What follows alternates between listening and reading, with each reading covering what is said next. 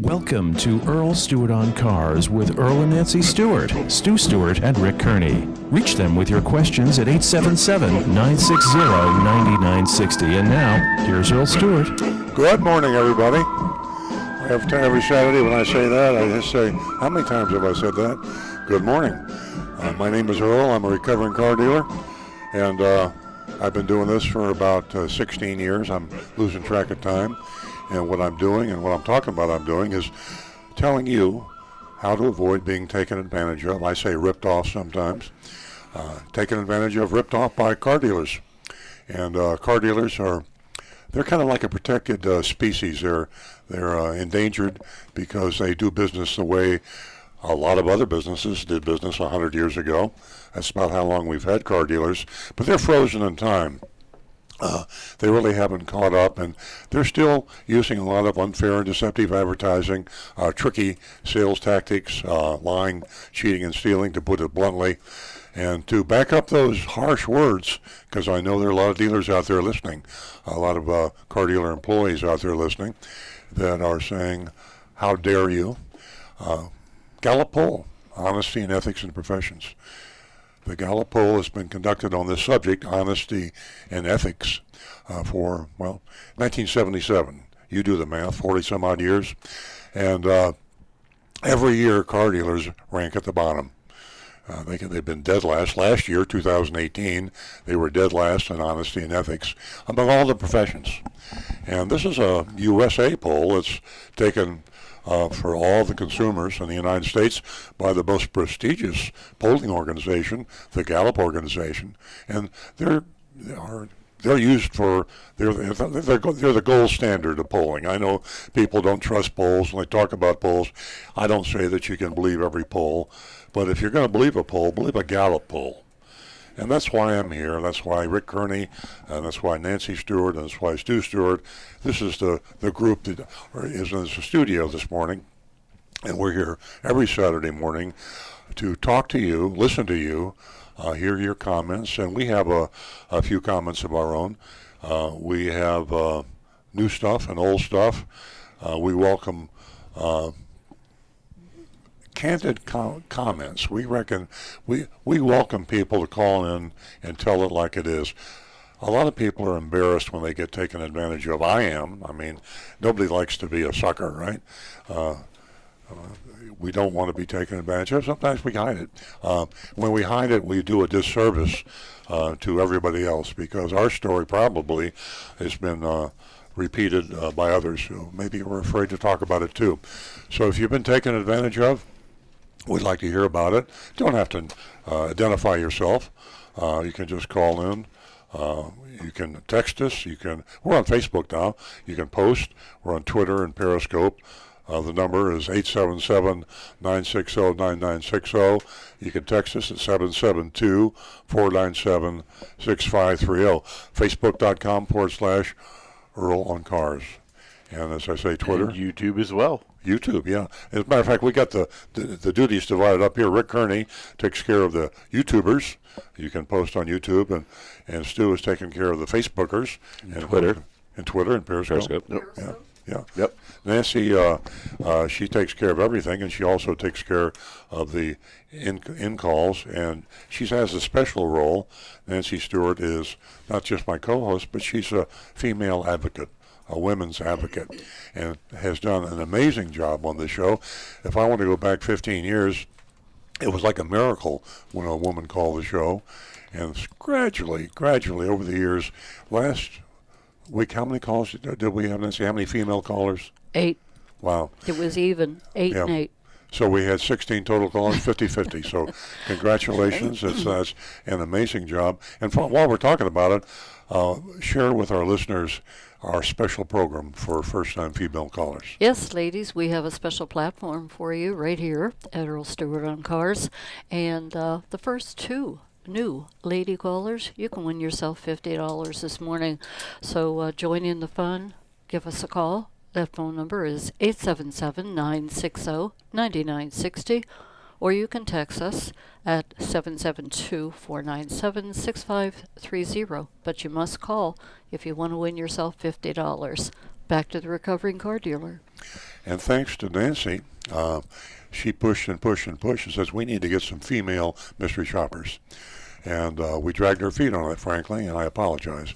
But we now have a really good female shopper, mystery shopper, and she's been out last week, and she was out this week in our mystery shopping report, which, by the way, if you're new to the show, it is really kind of cool. I mean, it is unique. There's nothing like it on radio or TV, for that matter. We actually send an undercover agent, pretend buyer of a car or leaser of a car, and we go into some dealership in South Florida. We've been to North Florida too, for that matter. We've been to the West Coast. So we blanket the state, but primarily we concentrate in South Florida, and we go in and pretend to buy or lease a car, and it's a lot of fun. It's entertaining, even though it can be tragic and disturbing, and we keep a toll, we keep a track, we keep a score. The car dealers that do an average job, we put them on the recommended list, average or above average. And if they don't do a very good job, we put them on the don't buy from this car dealer list. And now we have this female shopper going in, so we can kind of keep an eye on, are women being treated with courtesy, respect, understanding, empathy?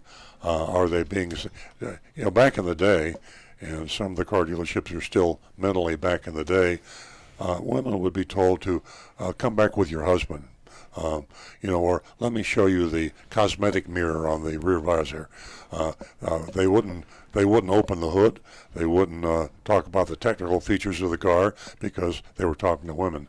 That's faded out a lot, but there still exists some pockets of male chauvinism. It's less blatant, yes, but it's there. Subtle male chauvinism, and thanks to #MeToo. So that's Nancy's primary role. My son Stu is he's our connection with I started to say outer space, cyberspace. That too. Sometimes he's in outer space, but we won't talk about that. And he's connected as a Twitter, Periscope, YouTube, Facebook. We are broadcasting our signal all over the world, really. I'm dying to get a call from South America, Europe, the Mid East. She's still laughing at me. Nancy's No, I'm laughing with you. Outer space. Okay. But this is exciting because we have to be careful now because you see us. You can look at us, and if you're on Facebook, Twitter, YouTube, and there we are. So we can't make rude gestures. What am I looking at? Outer space. And, we need a camera in the control room because Rudy and Jonathan think like they're immune. We need a camera in the. We'll do that next week. Maybe in the new studio. In the new studio, yeah, exactly. Yeah. So they have to behave themselves. I think that's a really good visually. idea. But anyway, it is a lot of fun, and we're getting a lot of calls from out of state. I mean, Kentucky and Massachusetts and all over the United States. Love to have an international caller, and it'd be cool. On my personal Facebook page, I have callers. I don't have callers. I have people that post from England and Egypt and South America Australia. And Australia. Yeah. So you folks out there, out of USA, love to hear from you. And 877-960-9960. And you texters, a lot of people just don't want to fool around with the AI. They just want to get the question out, the comment out. And that text number is 772-497-6530. That's 772-497-6530. And every time I read that text number, I'm thinking, Stu, we really need to get a easy to remember text number, something that would be that. Maybe it spells something. Yeah, we'd spell something, and like maybe it already does. Auto hotline or something like that, but people can remember easily. But 877-960-9960 and text us at 772-497-6530. I want to talk about something quickly here. It's our blog in the Hometown News this week, and we talked about it last week. It's basically the $100,000 dealer fee challenge. It's a challenge to all car dealers to debate me live on this show any Saturday from 8 to 10. And that's where we're on right now. And we're going to debate the legality of the dealer fee. Basically, should the dealer fee be made illegal? And by dealer fee, I mean hidden fees. I'm so happy the Consumer Reports has an article coming up. In fact, they already have it online about hidden fees. And Nancy has read that. Stu has read that. Rick may have read it. That's really getting some attention when Consumer Report gets on it. So you car dealers out there, I announced it last week. I haven't heard from anyone. $100,000 challenge, and I donate if I win to Big Dog Ranch Rescue. If you win, you get the $100,000. You can give it to Big Dog Ranch Rescue or your favorite charity, or keep it, whatever you want to do. $100,000, how can you turn me down? And I believe, do we have a caller? We do. Good morning, Michael. Michael's calling from Port St. Lucie. Hello, Hi, Michael. it's Martin. Martin. I'm Paul. Oh, hi, Martin. I apologize. How are you? I'm good. I don't know if you remember me. I haven't spoken to you in 3 or 4 years. I It's wouldn't been remember. a while. Yeah, I don't- recognize your voice. How are you guys? We're doing well. Thanks for the call. I want to just make a remark about you. I really don't have a question, but Earl hooked my best friend up in Miami with a new Highland. A new 16 4Runner that she bought from you guys, and she drives all the way from the Redlands in Miami, if you know where that is. It's, Wow. It's a little north of Homestead. And two things. The only way to buy a car, new car, and I think they do used ones now, is TrueCar.com, which you hooked me up with when I bought my car. And my other remark is, Earl, you are just like me. You do what you say you're going to do, and I'm the same way. My friend Barbie, she comes up for her oil changes, and the tire rotation is every 5,000 miles. And if you do that at your dealership, when you need tires, you get a new set of tires, no charge. And she did that, it's 3-4 months ago. And by the way, they're good tires. They're Cooper. At least that's, and I don't think they're new car tires because they don't last as long as replacement tires. We all know that. So, Well, Martin, thank you very much. I can't tell you how much I appreciate the call, and I want to say to the listeners, this is not a infomercial. No, it's not a solicited call. Earl is the real deal, and I told you guys probably 4 years ago, because I used to call occasionally, and I'm probably the most secular person you'll ever want to meet, and somebody needs to bless you and Nancy because you are just fabulous, incredible people. Thank you, Martin. Please call the show again, and I hope to hear from you. You're an interesting guy, and, of course, you're very complimentary, so I have to say I appreciate that. And I just noticed that all of our switchboard lines are lit up. If you're trying to reach the show and you get a busy signal, please call back. But, hey, that's a good thing. We have a lot of people out there waiting to get on the show, and we're going to try to get everybody on that has a comment or question. And, again, Martin, thank you so much for taking the time to call the show. And thank your friend. I'm so happy to hear from you. Stay in touch. And Rudy is our next caller. What, Michael? Michael. Okay, I said Martin. We're going to go before it was Michael. Good morning. Good morning. Good morning, Michael. Good morning. I heard an advertisement for Car Shield, and what they indicate is if you have a problem with your car and you bring it to the dealer or a mechanic and you have it fixed, and they will pay for the whatever the charges are. And my sister had an issue the other day. She started subscribing back in April, and she had an issue with her car and brought it to the dealership. It came to about $1,500, and Car Shield refused to pay because they indicate that they'll only cover for the transmission, the powertrain, or the engine. And that, to me, was very misrepresenting because they indicated if you break down, you could just bring it to the dealer or mechanic, and we'll pay, the cost. So are you familiar with it? I believe it's called Car or Auto Shield.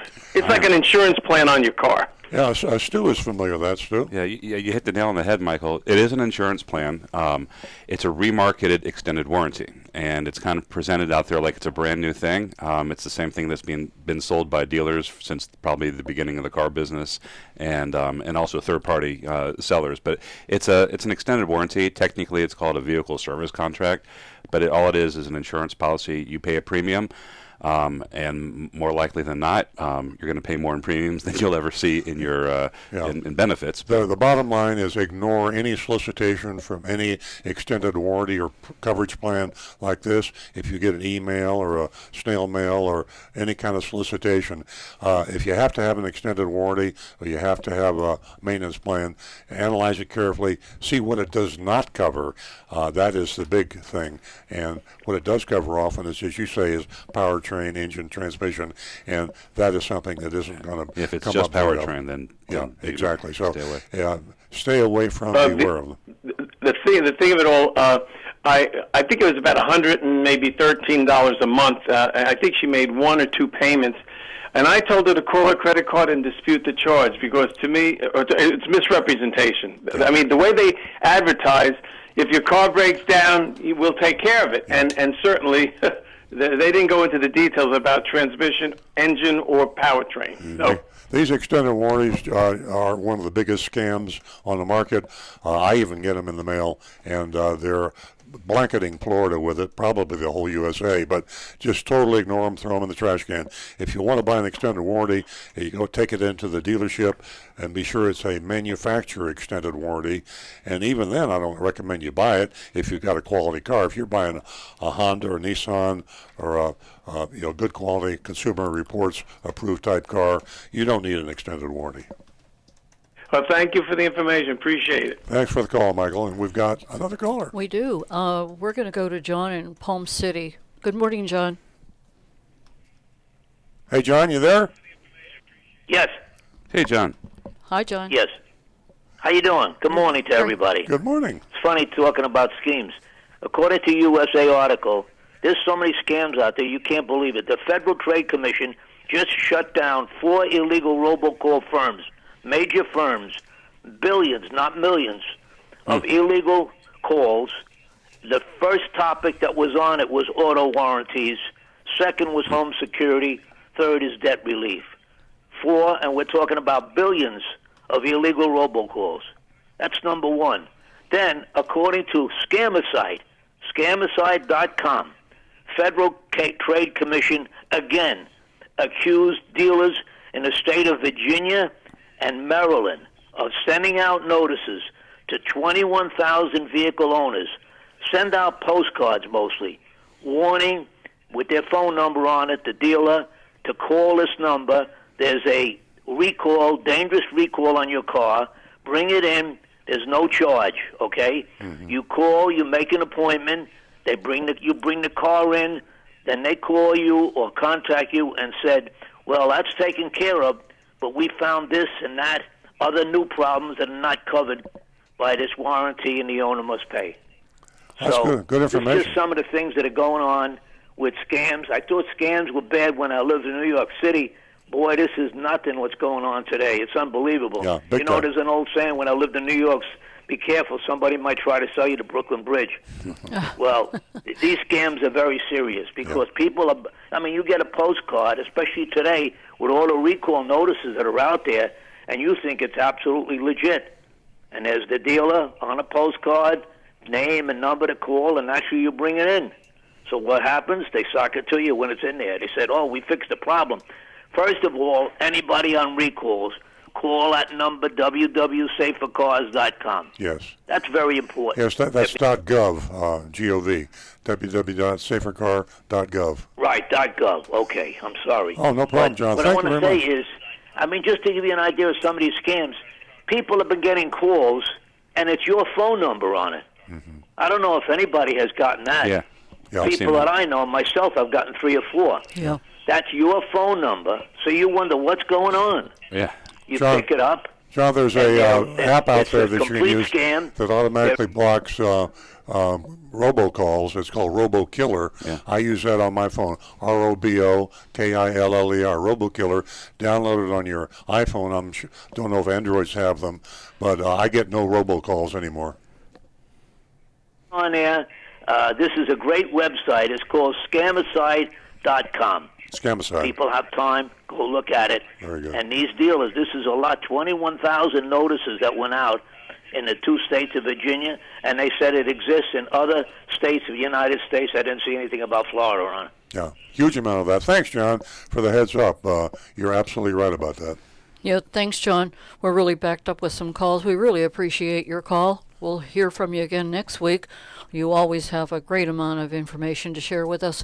877-960-9960, or you can text us at 772-497-6530. We're going to go to Tina, who also is a regular caller from Bonita Springs. Good morning, Tina. Hi, how are you guys doing this morning? Wait, do you hear that? It's your theme song, Tina. Let me try putting you on speakerphone. Hold on, just one moment. Keep going, Rudy. Can you hear me a little bit better? The devil went down to Georgia. Yeah. He was looking for a soul to steal. He was in a bind because he was way behind and he was willing to make a deal. When he came across this young man. Thanks, Rudy. That's for you, Tina. Tina Bonita. Thank you, Rudy. I love it. That is awesome. Anyway, oh my goodness, I'm almost so flustered I can't even think about what I want to talk about. But okay, it's come up in my mind. All right, this is probably not unique. I am not the first person to think about this, but we all know about that dreaded dealer fee. And we know that there's many car dealers that just won't take it off. They'll say, I'm sorry, ma'am, I'm sorry, sir, but we have to leave this on. So here's my tactic. Say, for instance, they offer me $10,000 for my trade, and I know their dealer fee is about $600 or $700. How about I say, okay, well, we have a deal as long as you give me $11,000 for my trade. How do you think that would work? I think that's a very good thought. Some of the dealers have the mindset that the salespeople just are told, in no case can we waive a dealer fee, and they'll even lie to their own sales force and say, if we charge one customer a dealer fee, we must charge all the customers dealer fees. So the fact of the matter is that's not true at all. But you take away their argument and just say, reduce the price or increase my trading allowance. Stu had a point. If you're doing that, that's a great idea. Just make sure that you've already done your due diligence on your trade and you are sure you're getting the most for your trade. Because if they're undervaluing your trade, that's not going to do much. It won't be much help to you. But if you had a few bids from some other dealers, maybe Carvana, things like that, then that's a great tactic. What about Kelly Blue Book or Kelly Yellow Book? That puts you in the ballpark of the value of your trade, but a trade-in appraisal is really a subjective opinion, and you can get somebody who does really well selling your particular model. So it's always in your best interest to still get 3 bids on your trade.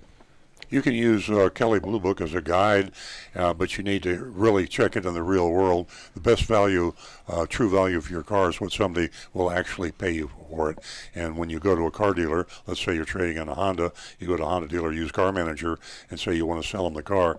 That's a real number. That's a real value. And then you go to 2 other Honda dealers, and you really get an accurate number of what your car is worth. But all the books, the black book, the blue book, the orange book, all the books are just guides. They're not actual numbers that you can sell the car for. Yeah, and the thing is that as far as the retail price for your used car, will there ever be a time that you could possibly get the retail price trade-in for your used car if your used car is in really good shape, or is that never going to happen? That's never going to happen. They might lead you to believe you're getting the retail price. They can make you believe you're getting the retail price just by raising the price of the car you're buying, and that's what a lot of car dealers do. They call it an over-allowance. Let's say your trade-in's worth $10,000, and you're buying a new car for $20,000. They'll raise the price of the $20,000 car to $22,000, and they'll give you $12,000 for your trade-in. But it's not really true. It's all smoke and mirrors. Same thing, yeah. Exactly. I was going to say you have to really do your homework ahead of time before you trade in your car, and you have to be one step ahead of the dealer, which is always the toughest thing to do. But if you're one step ahead, it could save you thousands of dollars down the road, no pun intended. Yeah, the silver bullet that will kill the dealer is competition. And if you truly subject him to intense competition, if I'm a Chevrolet dealer, I would rather die than lose a deal to my competitive Chevrolet dealer. And so if he knows that you're going to take his deal to two other Chevrolet dealers and you work all three of them against each other, it's a lot of work. TrueCar, Costco Auto Buying Program, there are easier ways to do it. But if you're out there and you're a smart person, you're someone like you, Tina, you could really get a good deal on a car just by shopping three competitive dealers. They would cut it to the bone to sell you a car. Competition can really get you a great price. And location has something to do with it too, because I know from people like I'm a hairstylist, and some of my clients have talked a little bit about their car buying experiences.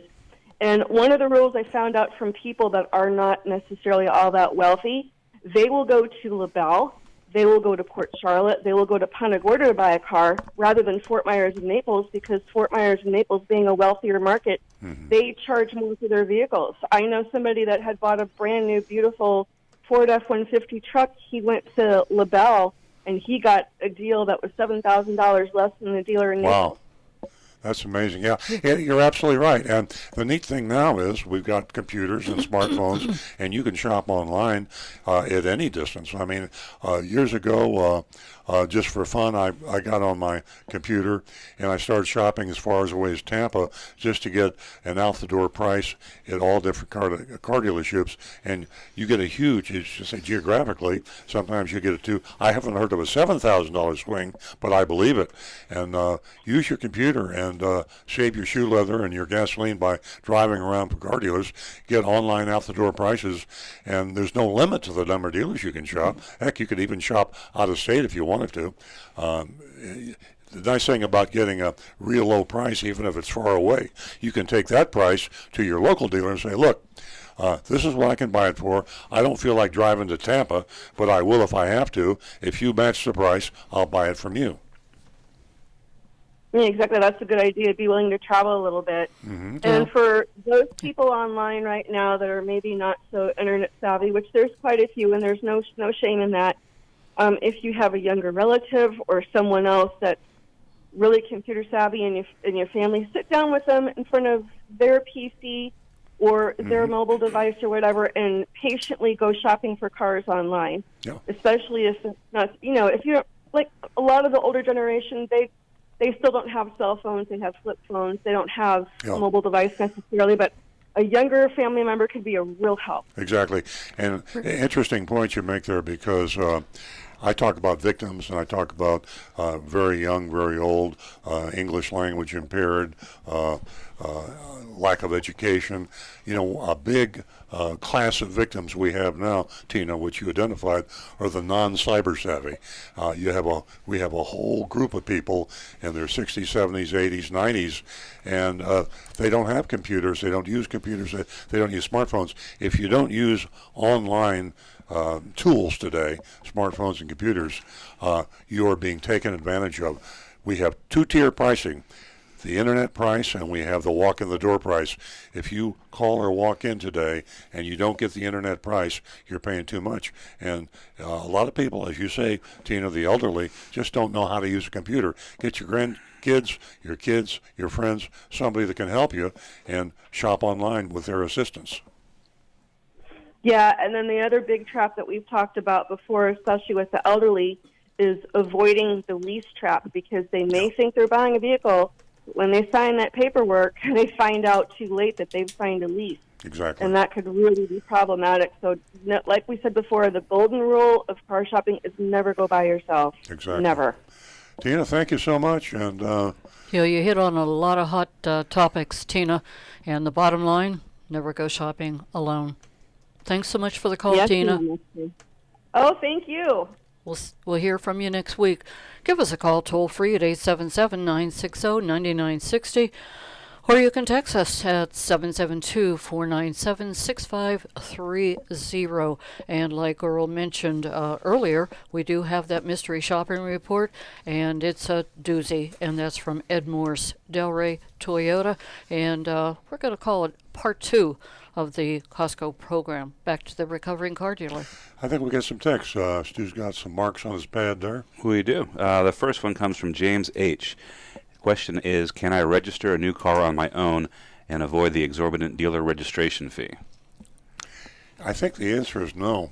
I used to think you could, and I think there was a time when you could. But I think that the Department of Motor Vehicle in Florida, and I can't speak for other states, Department of Motor Vehicle in Florida made a change. They eliminated a lot of offices. I think it's for just regular consumers can't do it. I think if you have a tax exempt situation, like you're a leasing company or another business, I think you can do some registration on your own, but it's not for your everyday consumer. Yeah, they used to have 2 lines at the DMV, and it was a physical location, and they had a line for retail people just coming in to register their cars, and they had a line for dealers.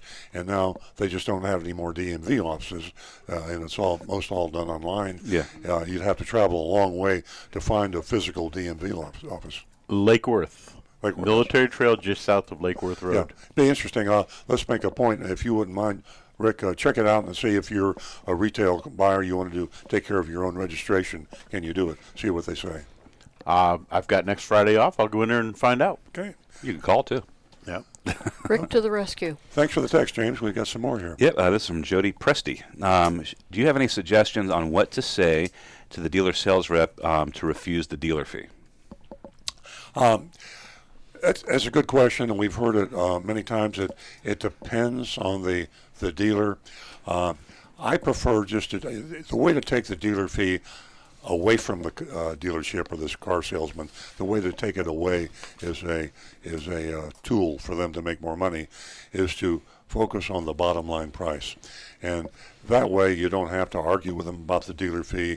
You don't have to ask them to reduce the price of the car by the amount of the dealer fee. All you say is, you can have all the dealer fees you want. You can have all the hidden fees, hide them. I don't care where they are. But what I want is the bottom line price, meaning I want to write out a check and hand it to you and get in my car and go home. Include all the fees you want. Yeah. But when you give me that price, I'm going to go to your competition. And I'm going to say, can you beat the price? And I'm going to go to another competitor, and I'm going to ask him the same question. Heck, I might even go online and go to 10. So you're saying to yourself now, as I'm talking to you, Mr. Car Salesman, the chances of me selling this person a car are pretty slim. And you're right. So let's say you've only got a 30% chance to sell me a car if you give me your best price. If you don't give me your best price, you have a 0% chance, because I'm going to turn around and walk out, and you'll never see me. You say, are you a gambling man? Yeah. You understand odds? Well, that's the best way. Just don't give them out. Now, we also have a really cool product, and Nancy Stewart invented this product, and she'll tell you about it right now, as far as the question being, how do you handle the dealer fee? Okay, we have a caller. Okay, let's do it right after the call. And I'll take care of that after the caller. Matt's calling us from Stewart. Good morning, Matt. Good morning, folks. I enjoy the show. Thank you. Thank you. Hey, I got a Highlander from Earl Stewart, and running good, very good. And enjoy the vehicle. I had to clean the terminals and unhook the battery, of course. And the question for Rick: you know that little screen up on the dashboard? Not the big one, but the little small one up on top.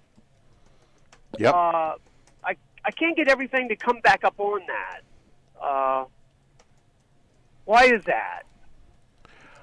I can't remember everything that's on that, but there was, I think the oil gauge. There's a little oil gauge. There's like 5 things on there, but not everything came back up on that. And I think the big screen, not everything's on that too. Well, your settings... My wife drives the car. Yeah, the settings may have gone back to a default setting, so you may need to go in and turn those back on. Your owner's manual will help you get right in on that. Otherwise, I would say probably it's just a case of going back to that default setting, and you simply need to turn those back on. because there's really not much you can go wrong with just disconnecting a battery. Okay. So does it say default settings? I just need to go to default settings? Well, you'd need to go into each individual thing and turn it back on, because quite often what they did is they made it to where you can turn on and off various features, so that things that you don't normally want to use, that you just don't want them bugging you, you can turn them off.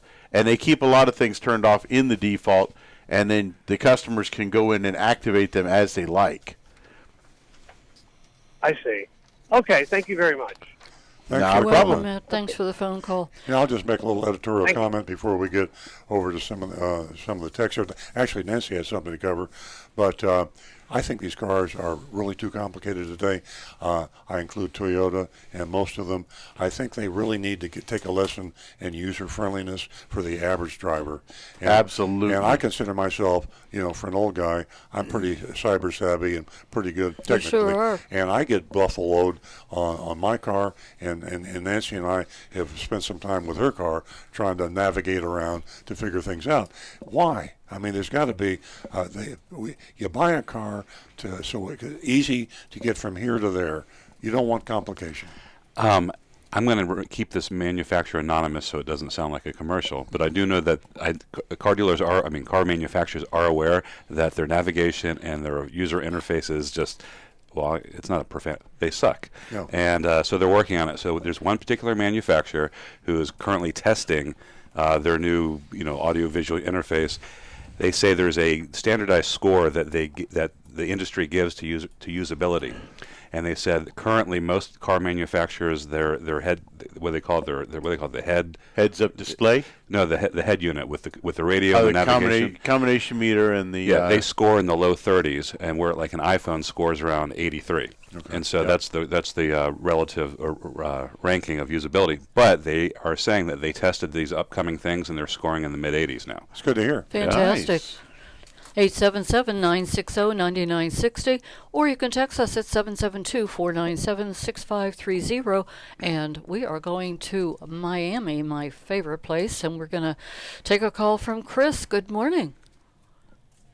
Good morning, Nancy, Earl, Rick, Stu. How are you? First time caller. Wow.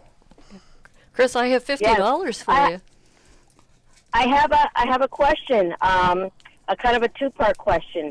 If I were to buy a new car in the LE trim, and say I like the LE trim, but I like the wheels on an SE, can I get the wheels, purchase them, say, from the parts store, and put them on a new Toyota LE without having any warranty issues, and then speak maybe to even aftermarket wheels that if I want to put on a new Toyota just to jazz it up a little bit?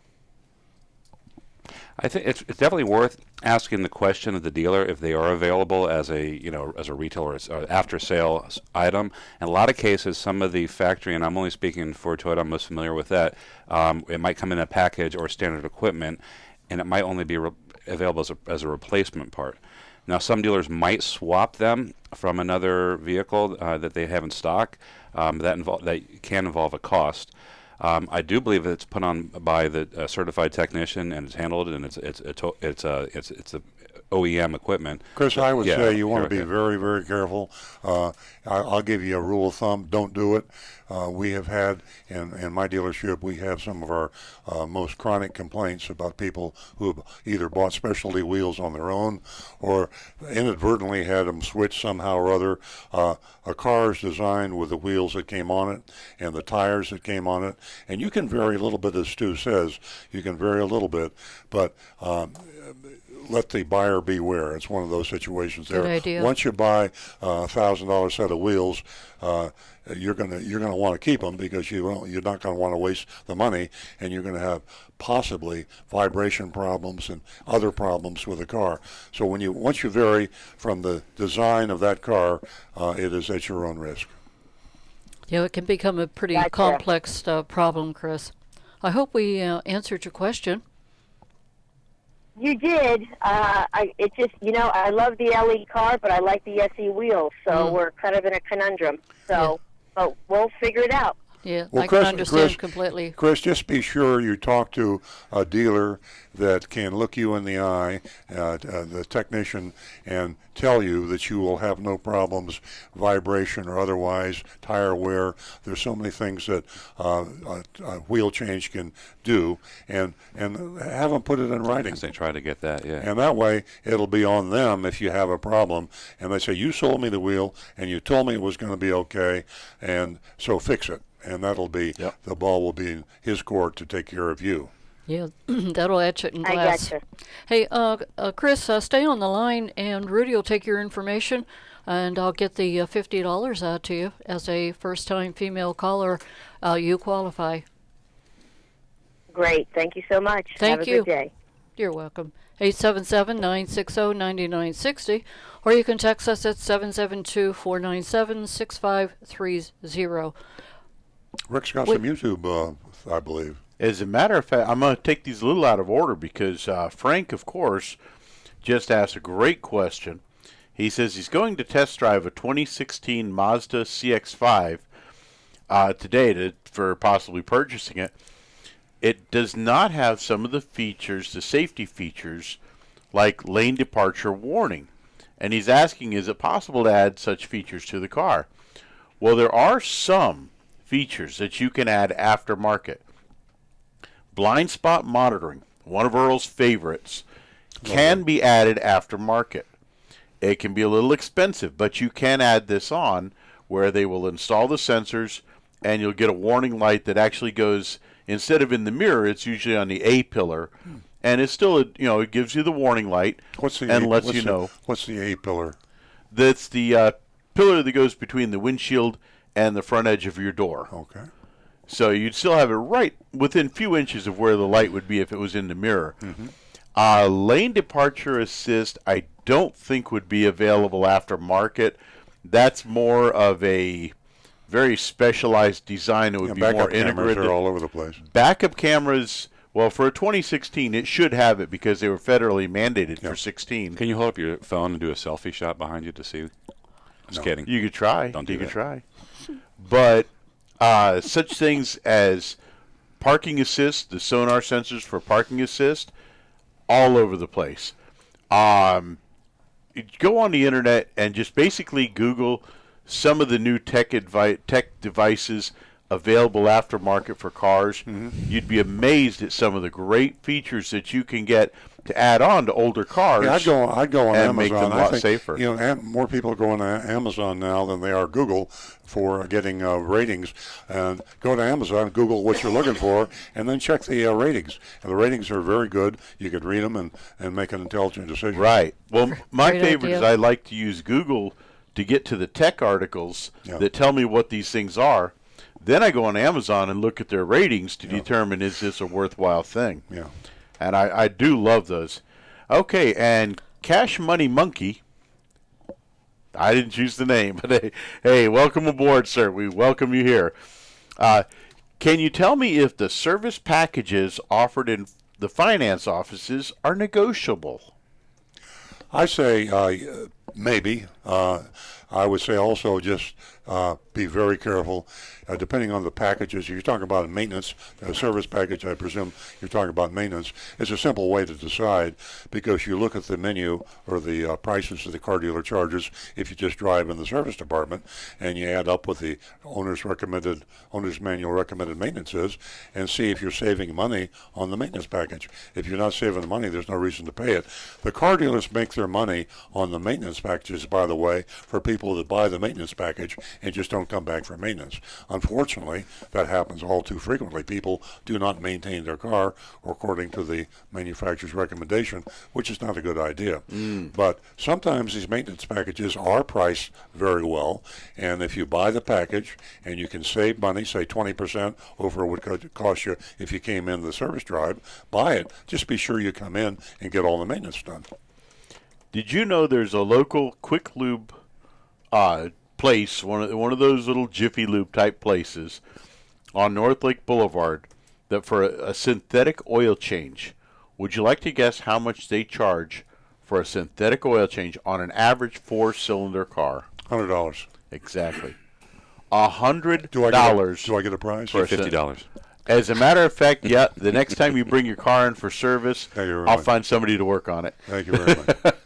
Okay. Okay. But it's very expensive for maintenance anymore, so folks, keep your eyes open on these. Okay, folks, remember that Earl's got a $100,000 dealer fee challenge, and you can go to Earl on Cars, and you can read all about that challenge. But he is it's hard to believe. I mean, I'm just my mind is boggled. My mind is boggled that a week ago that's like buffaloed, right? Yeah, I put this out. I put this out on the air. There's tens of thousands of people.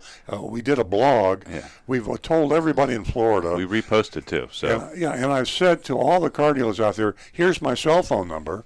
In case you missed it, 561-358-1474, 561-358-1474. Call me. I'd like to debate you on the legality of the dealer fee.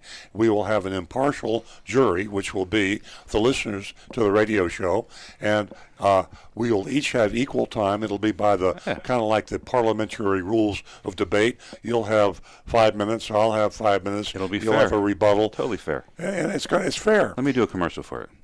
And $100,000 I will pay you to do with as you feel. And if I win, I'm giving it to charity. Big Dog Ranch Rescue. No phone calls. What? No phone calls. I got to tell you, it isn't fair. Well, it's absolutely not fair. No. That's like telling them, I'll give you $10,000 if you can prove that the sun is not going to come up tomorrow. Well, that's not what they tell you're inviting them to come in and put themselves. It's a lot of money. They can't fight it. It's a lot of money. How could you But resist? they can't fight it. Do you know a car dealer? Maybe he's not doing so well. Hey, let me Could use tell some you, money. car dealers got a lot of money, let me tell you. Right. Okay. Hey, Chuck Schumacher. Let's call him out by name. Yeah. Napleton. What's his Let's name? get him. Let's get him live. Ed Napleton Jr. Yeah. We'll take him, either one of them. Yeah. I think he's busy. Anybody out there that wants to be vindicated because I'm punishing them every week on this radio show, saying bad things about hidden fees, if you have a legitimate reason for charging these hidden fees, debate me. And if you don't think it's fair, tell me what you think is fair. You don't like the idea of the radio show? How about the West Palm Beach Auditorium? How about Channel 5? How about you name the venue, the place, the time. How about at your dealership, in your office? Yeah, in your dealership. I want a public audience that can vote, and that's all it is. $100,000, and the silence is deafening. What about the Arrigo boys? Yeah, Jim Arrigo, John Nick Arrigo. Smith or Frank Gonzalez, or at the same time. Yeah, Yeah, the list is endless. Ladies and gentlemen, you can give us your opinion about all this. Go to youranonymousfeedback.com. We don't. That's a great idea. It's just like youranonymousfeedback.com. You're anonymous. Nobody knows who Great you idea. are. Voice your opinion. Exactly. How do you feel about what Earl just said? $100,000 dealer fee challenge. Youranonymousfeedback.com. Exactly. And it's real money. It's not the candy bar. So that way a car dealer can use youranonymousfeedback.com, and they can negotiate the terms and conditions. And you could talk candidly because I don't know who you are.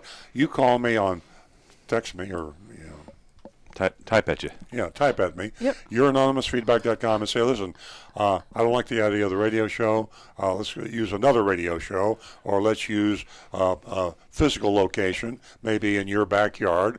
The only thing I'll insist on is the public. We have to have the public vote. We have to have the man on the street, the woman on the street that's buying a car. Exactly. Judge whether I win the debate or you win the debate. Youranonymousfeedback.com. Tell us what you think, and we can negotiate anonymously and come up with something and meet in the middle so we can do this debate. Yeah. You're like one of the boys back in my neighborhood. You've got this here about you, the Italian thing. Yeah. It's all with the hands and the arms and I the think face. you're right. And I don't know. I don't even know I'm doing it. And I like it when you go like by this. osmosis. You guys have been together for 35, 40 years, so it's Hey, going to rub off. we're going to start looking like each other. Huh? Well, I wasn't going to say anything, but... Hey, and I have a whole lot more to say about that dealer fee challenge. And let me ask you this question before we go to our next caller. When you're out buying a car and it comes to the final deal, and you're saying, hey, listen, dealer fee, nitro fee, all these fees, and they say to you that these fees are regulated by the state. That is bull. So give me your opinion. Horse feathers. Pure horse feathers. At youranonymousfeedback.com. And that's youranonymousfeedback.com. We're going to go to Dennis. The calls are rolling in, and he's from Lake Worth. Good morning, Dennis. Good morning. I'd just like to make a comment about my wife and I bought a car from you guys about 5 weeks ago, and after I listened to your show last week, I had a question about the pricing, so I called and I talked to Stu, and got to say it was, quite the amazing experience. He, looked up my pricing, said there was an error in the pricing, sent me a check for the difference, and so all I can say is you guys do exactly what you say you're going to do, and the next time we buy another Toyota, we will certainly come back to your dealership because you walk the walk and talk the talk and do exactly what you say you're going to do. Well, Dennis, thank you. Very kind of you to call. And I did not put you up to that. No, I get embarrassed sometimes with. I told Stu I was amazed at how quick everything was. He took care of things on the phone and just did it, and just can't say enough about what he did and how quick he did it. So, thanks, Dennis. Tanthank you very much, Dennis. I really appreciate that. Thank you, Dennis. Give us a call again. Okay, I will. Thanks. Bye. You talk about being embarrassed when things like this happen. It's really difficult not to say thank you. And these people are coming to the dealership, and they're coming to the dealership because there's so many car dealers. It worries me about that are doing business the wrong way. People will accuse us of doing an infomercial. There are car dealers there's no that buy infomercials. time on the radio, and they pretend to do a show, Yeah. Well, but they do it for self-enhancement, and that's the reason I get a little bit embarrassed. I can understand that. We've never bought anything in 14 years. We're not getting paid for today. We didn't get paid for yesterday or last week. And by the way, I resign. You remember a long time ago, our listeners might remember, I think it was down at Kendall Toyota, Mark Jacobson. He was the general manager. He's actually a dealer now. He's got a dealer out of state now. But he put on a nighttime television talk show that looked like The Tonight Show. Like a Johnny Carson thing. It reminded me of that or Tom Snyder. It was pretty well done. I think they had a band. Yeah. Oh, goodness. Yeah. Jake, so anyway, that was an infomercial. I just want to assure all our listeners this is strictly consumer advocacy. People ask me what I do now. I say, well, I'm a car dealer, but I'm also a consumer advocate. And I say I spend probably more time advocating for the consumers with the blogs and the public speaking and the radio show and other things I do to try to help the car buyers. It's all free. Yes, exactly. Free information. Speaking of free information, ladies and gentlemen, we appreciate your information that you share with us. There are certainly a lot of knowledgeable callers that give us a call and steer us in the right direction. Our phone number is 877-960-9960, or you can text us at 772-497-6530. And whenever I have the chance, I'll speak of the we'll do that. As soon as dealer fee. Let's knock down. Stu's got a backlog here. Rick's got one. Let's catch up with Stu on the text. Okie dokie. This is from Jackie. Speaking about great safety features, I just bought a new RAV4 and it has a camera rear view mirror. It's very cool. It gives you a clear view behind the car, and things like people in the back seat do not obstruct your view. It also doesn't matter how the mirror is adjusted or how your head is positioned. The view always stays the same. That's from Jackie. That's a pretty cool feature, and I think a lot of car manufacturers are starting to add these things because consumers are demanding it. Yeah, it makes me a little hesitant, nervous about how fast this technology is improving. And I used to like to brag about cars that were really well constructed and high reliability, and it was the thing.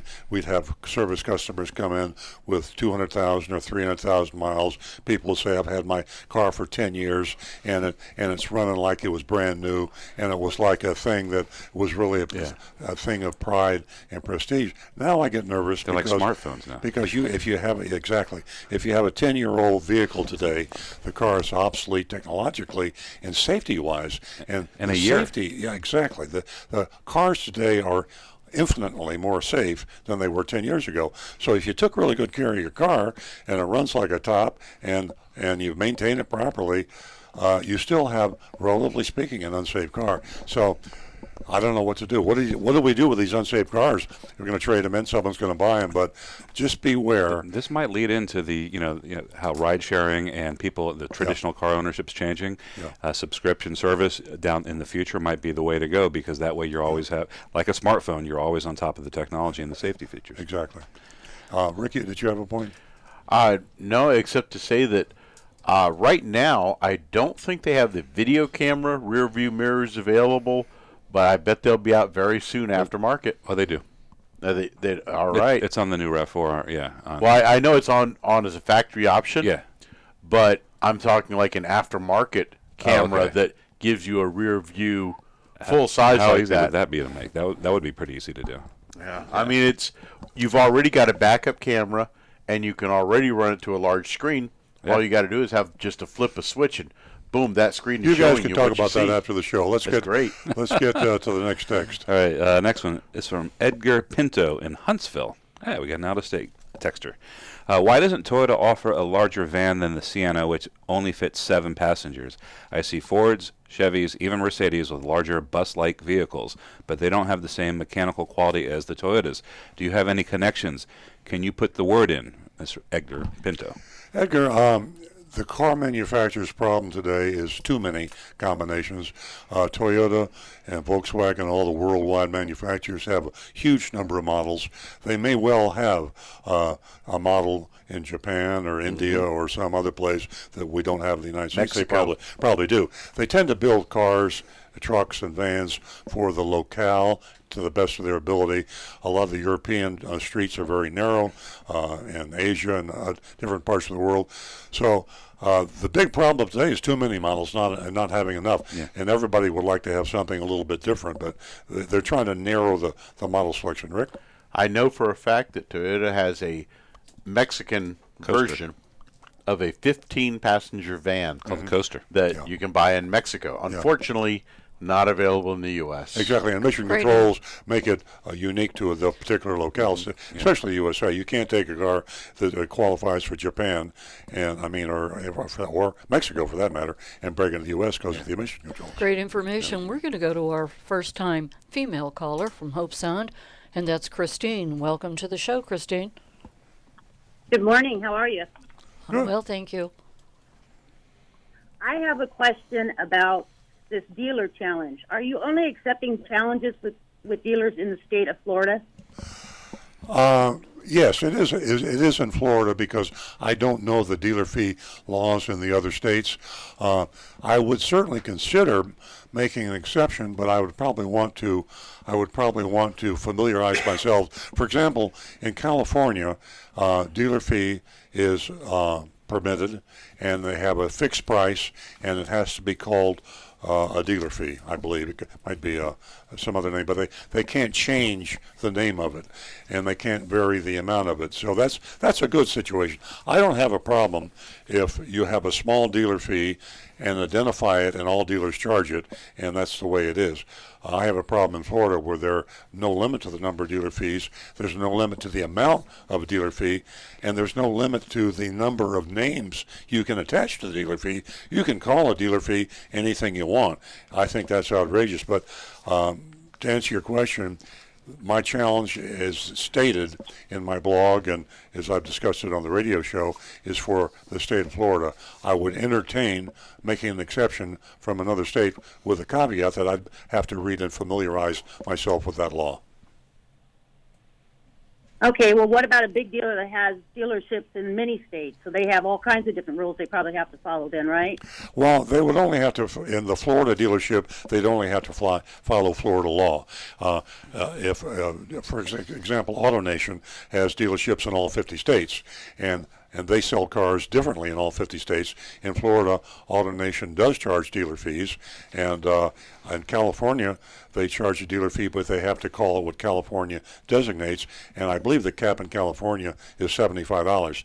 AutoNation dealers in Florida charge $800-900 and more, and in California they only charge $75. Wow. Well, I know a dealership that one of the dealer fees that I didn't find out about until after was they etched their name in the glass on my windows in the car. Yeah. And put that in as a charge, not something that I wanted. Wow. Exactly. That's And then called. they charged me for every window they put it on, and they put it on every window. Interesting. That's pre-installed, Christine, and they like to pre-install products that cost them very little, that they can hopefully have a higher perceived value, and they overcharge. These are typically marked up 1,000%. You heard me right, 1,000%. They'll take something that costs them $20 and charge you $200, or something cost them $100 and charge you $1,000, and it's just a way to jack up the price of the Monroney label, the MSRP. Right. Yeah, it's just one of those dealer fees that, they don't tell you about. They don't ask you if you want. Yeah. And then, there's an extra $1,500 tagged on to your cost of your car that you're not expecting. Exactly. It was like insane. Yeah, absolutely. And Earl mentioned California and the dealer fee being $75. California is one of those states that do have a cap, and in 2011 it was $55. So they're subject to change whenever they want, accordingly. So you really buyer beware. Consumer Reports has the article we talked about earlier in the show, and in this July hard copy of Consumer Reports, it's online now, they found that a couple in Pittsburgh had paid $1,833 in dealer fees on the car they purchased. It was 2019 Honda CR-V, and $1,833 in dealer fees in Pittsburgh, and I say that varies by location. They did this Consumer Reports article, Christine, was interesting because they did hidden fees in general. Dealer fees, car dealer hidden fees were just some of them, but cable companies, baseball games. I didn't know they had hidden fees in baseball games. Airline tickets. Yeah, concert tickets, airfare, car rental, and hotels. And the total dealer fees, or the total hidden fees that this couple in Pittsburgh paid over 12 months was $3,278.93. The dealer fee part of that was $1,833, which is 55% of the total hidden fees are charged by car dealers. So the car dealer hidden fees are the big problem. Yeah, and it's really totally outrageous, because if you go back to 2011 in Pennsylvania, you'll find that the dealer fee then was $122. With what Earl just quoted from the Consumer Report, can you even imagine? And that's the reason why this is so passionate to us. We just believe in getting the truth out there, that you don't have to pay these fees, and they're not regulated by the state. So buyer beware. That's all I can say. Well, I appreciate what you guys put out there, because, on Saturday mornings and whatnot, I always listen to you guys. And it's helped me out a lot. I wish I would have known your radio station before I got a new car. Well, thank you, Christine. Thank you so much, Christine. And if you'll stay on the line, Rudy will get your information, your contact information, and I'll get a check out to you for $50. Spread the word. We're trying to build a platform here for the ladies to feel totally comfortable with their car buying experience or service, leasing, anything at all that has to do with the auto industry. Thank you again. I appreciate you guys. Thank you so much. You're welcome. Okay, I think we got some more text here. No phone calls right this second. We do. Hi, Earl, from the texter.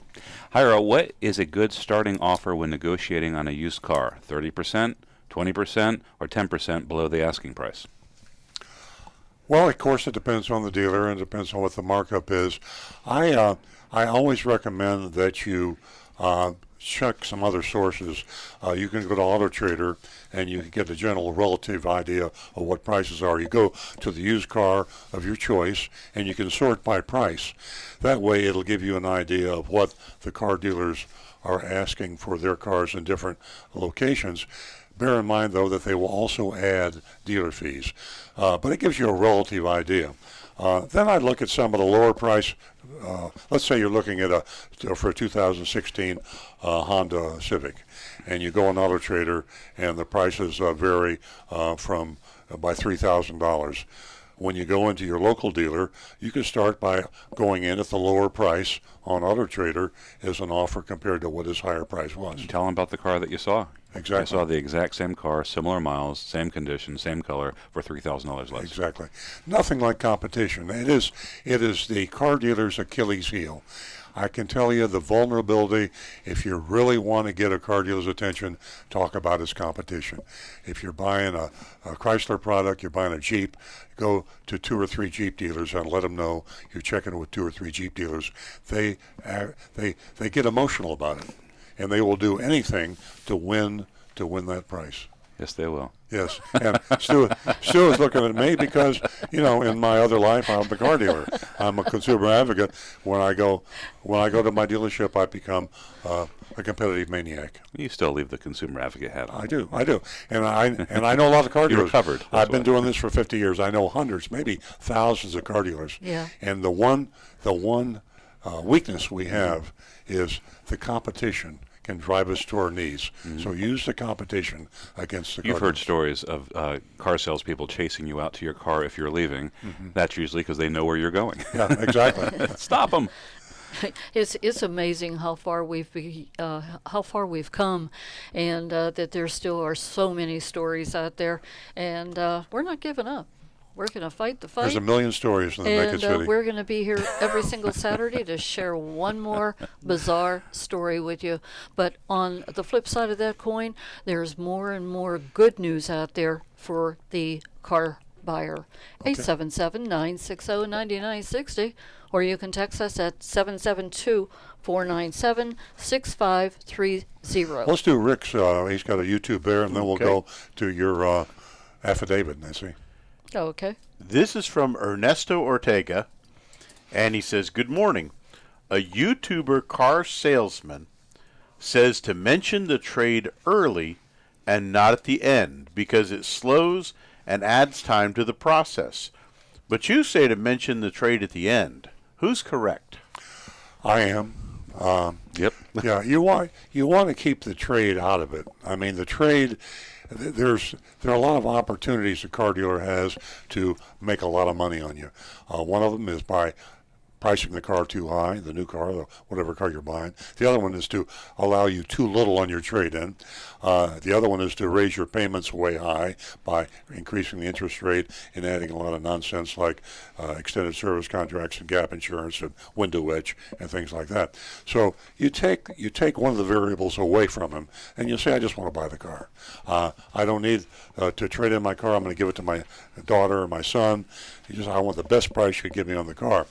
And then you negotiate the price, you check with the competition, the Achilles heel of that car dealer, and you get the lowest price you can. Then you say, I changed my mind. I believe I will trade my car in.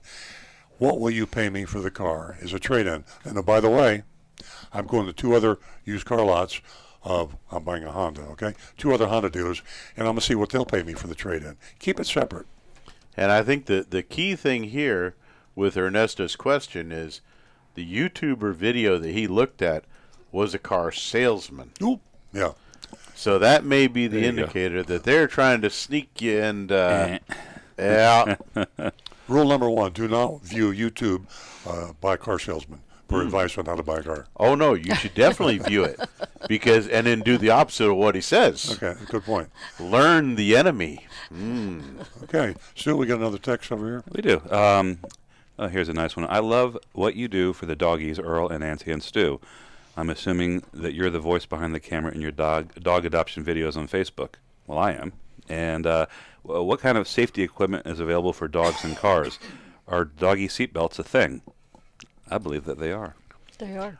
They harnesses. They have all sorts of restraints for dogs. I'm not sure. Do they have a doggy car seat? They do. I think they do. Yeah. Mm-hmm. It's we could do another show on dogs. We may, maybe one day we'll. But There's just about nothing you can't buy for your dog today for health, comfort, or anything else. The problem is the cost of that, and it's outrageous. It's a huge industry that has come up because humans love dogs today more than ever, and humans have dogs that are like their children, and it's so sad that dogs don't live as long as humans, and we spend a lot of money on nutrition and health care, even insurance, car restraints, and things like this. So that's almost another show. Yeah, it is definitely another show. And ladies and gentlemen, don't keep your dog on your lap when you're driving. Ooh. And that is, well, a story we don't have time for. Rick, you had a point? Well, I have a barrier that I put up in my pickup. My dog, when she goes with me, she's in the back seat with a big grill mesh barrier, so she cannot come into the front seat for her safety and mine, and she's comfortable in the air conditioning, not outside, no chance that she's going to lunge out of the vehicle, and she's happy and comfortable. Can she stick her nose out the window? I'll lower the windows just a little bit, but remember, folks, if you put the window down with your dog in the car, put the window locks on, because if your dog accidentally hits the button and that window goes down all the way... And that's happened. Be careful. That's happened. Okay, well, it's like talking about bagels. We're talking about dogs. We got to get back to cars. Yep. Here we go. Earl, you always recommend doing your shopping on the internet, and I agree. But when can we, as consumers, actually buy a car on the internet and have it delivered like on Amazon.com? And this is from Barry in Boynton. Yesterday. Well, I hate to do an infomercial, and I won't. We have that capability at my dealership. The thing you have to be careful of... Carvana? Yeah, Carvana is a good point there. Carvana's used cars. You can't buy... I don't know very many dealerships that truly have a click-and-buy Amazon experience. They advertise they do, but typically they don't. Right now, the best you can do and hope for is to shop online and do the communication via email or telephone and get your pricing as best as you can to get an out-the-door price online. Make it very clear when you finally find that price that you think is the best. You have to be sure, use this word track. I want you to understand that I expect this to be an out-the-door price. I'm going to bring you my check from the credit union for this amount, and I'm going to hand it to you, and then I'm going to get in that car, and I'm going to take it home. If that's the price you gave me, be sure, because I'm going to be extremely unhappy if it isn't.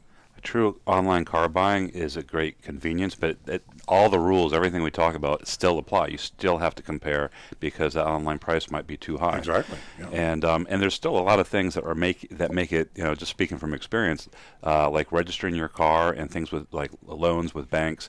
A lot of this stuff can't be done online yet, and it's not the dealer's fault necessarily. And so there's still a lot of traditional things, even when you do an online car buying.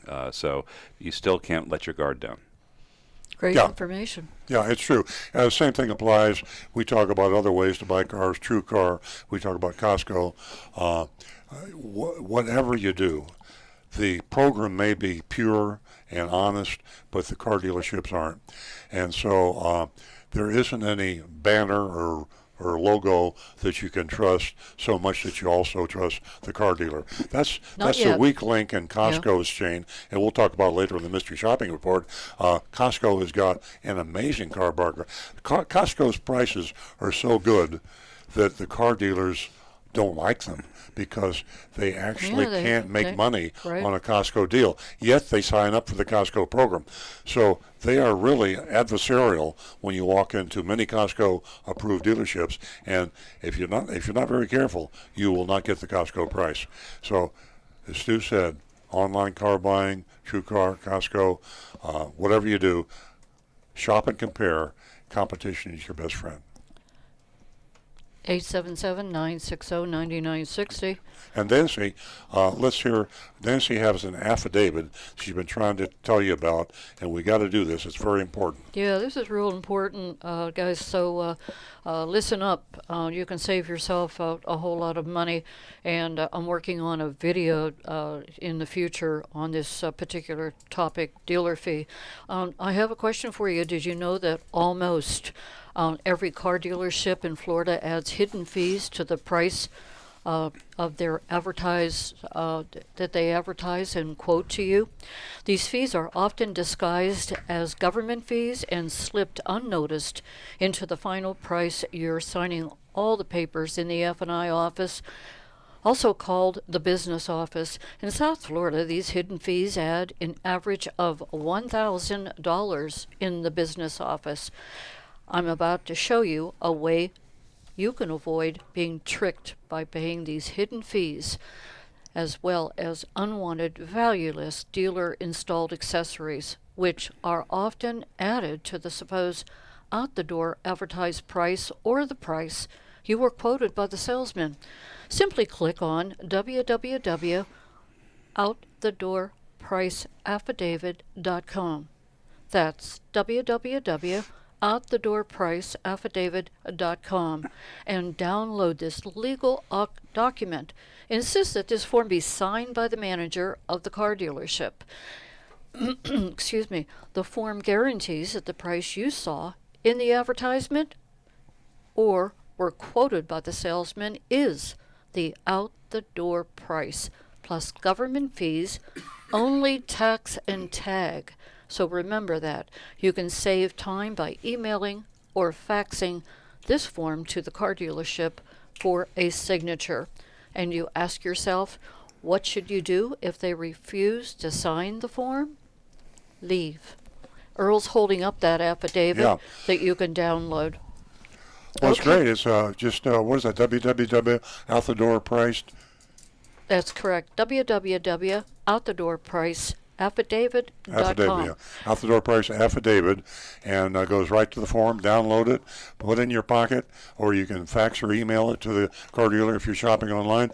And if a car dealer or car salesman, you want a manager to sign this, refuses, then there's something wrong. There's something rotten in the state of Denmark. Yes. And they're trying to slip something on you. So just don't buy from that car dealer. Exactly. And ladies and gentlemen, I can't emphasize enough, whether it be the dealer fee, whether it be a conflict in personalities, whatever it is, you're always in control.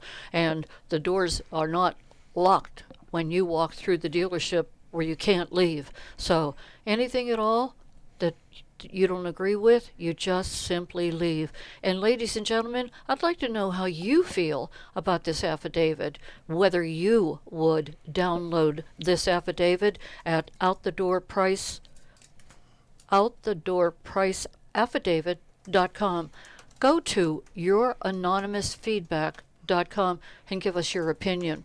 I know I gave you a lot of information, but you can go to Earl on Cars and you can get that information if you missed any of it. 877-960-9960, or you can text us at 772-497-6530. And don't forget, $100,000 dealer fee challenge.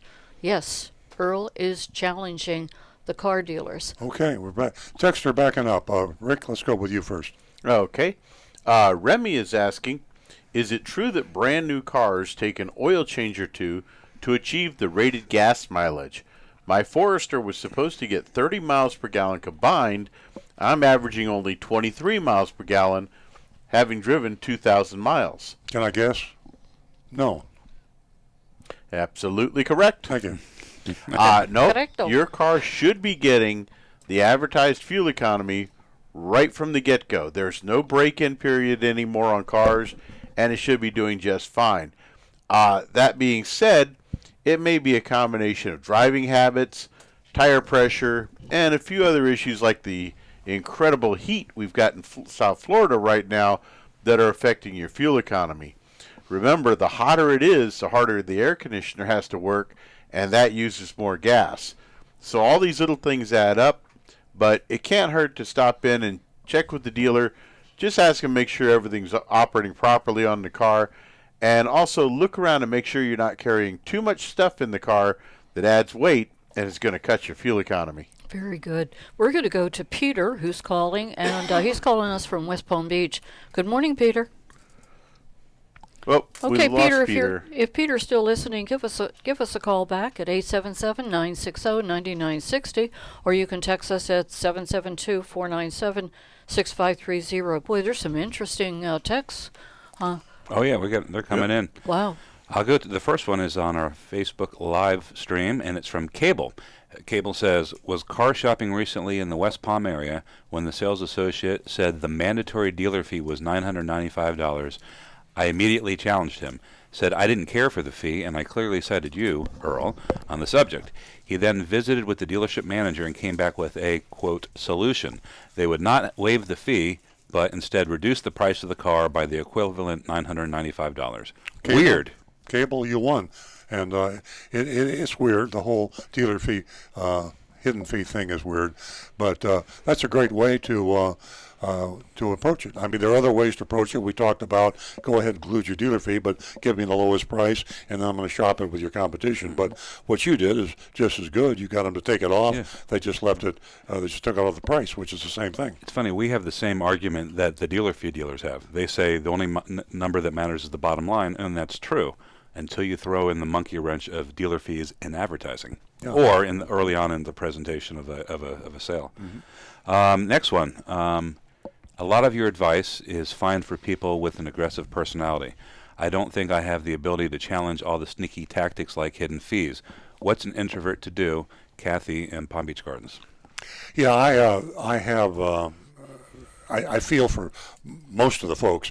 Nancy, for example, she's a very aggressive negotiator, even more so than I. Hard to believe, but I'm a patsy when I'm buying. I don't like to haggle and hassle. I'm a lay down. Early lay down. And Nancy has that personality. Most people don't have that. Nancy keeps raising her hand. See, she's very aggressive. I was asked that question, for the past couple of weeks. No, I'm not exercising. Yeah. And I told some of the lady callers to go to the internet.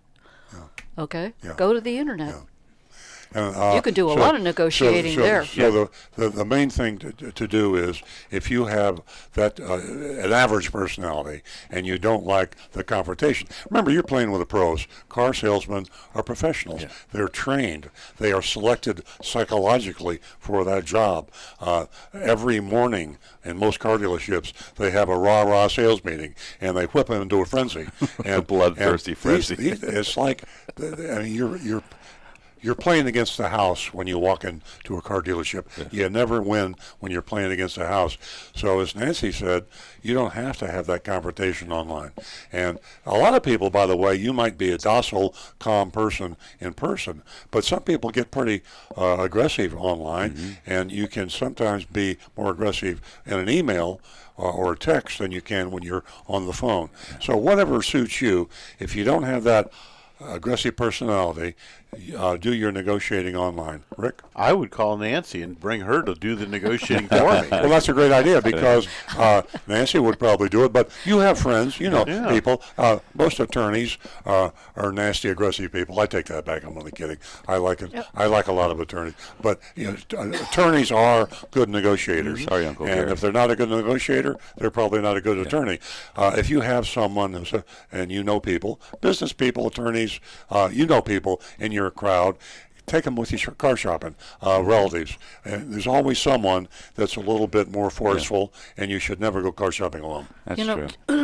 There's not a school for negotiating, for sure. But sharpening up your negotiating skills just little by little. I don't care if you're going out to buy windshield wipers. Everything is under negotiation. You can apply it anywhere. So I hope that we answered your question. 877-960-9960, or you can text us at 772-497-6530, and we're going to go to Joe, who's calling us from Fort Lauderdale. Good morning, Joe. Good morning. Good morning, everyone. I enjoy your show. Thank you. I have a 2017 Highlander, and I like it very much. It's a gas model. I want to buy a 2020 Platinum Highlander when they come out. I'm debating whether I want to go gas or hybrid. And I guess my question is two-part. Is it more expensive to maintain the hybrid? And with all of the bells and whistles on the car, does it make sense to keep it longer than the warranty? I'm afraid 4 or 5 years, will I have a problem with the navigation, and all the electronics in the car. Am I better off leasing for 3 years or buying it and keeping it for 5 or 6 years? Joe, you can keep a Highlander for 5 or 6 years. All the cars today, not just Toyotas, are far better than they were a few years ago. Your problem is going to be what's going to be the state of the art in technology safety, especially in 5 or 6 years. The way it's going now, if you bought a car 5 or 6 years ago, safety-wise, it's obsolete today. 5 or 6 years from today, I'm not so sure. But you're not going to worry about maintenance and repair. These cars today, Hondas, Toyotas, Chevrolets, most every vehicle. You go to Consumer Reports and you get a recommended car. That car will last you for 10 or 15 years, 400,000 miles. So that's not the problem. The problem is safety, and you can check it out. 3 years, 4 years, start doing a little car shopping. They might have some safety features that are so critical that you don't want to drive a car without it. Stu has a point. Yeah, Joe, also for Toyota, there's no good lease program on a Highlander hybrid. They don't consider it a car they're trying to incentivize. It's a relatively low-volume car, so the lease payment is not going to be very attractive to you anyway, so I'd recommend against leasing that vehicle. Okay. Joe, does that answer your questions? Thank you very much for your help. Well, thanks for listening all the way down there in Fort Lauderdale. And if you have any friends down there in the area, spread the word. We love to spread the signal around the whole state. So thanks for the call, Joe. One other thing, you should do some mystery shopping down in the Broward County area. We have, and you're kind of in the wild, wild west down there, and you've got some car dealers that are really, I think, borderline scary. Insane. Yeah, scary is a better word.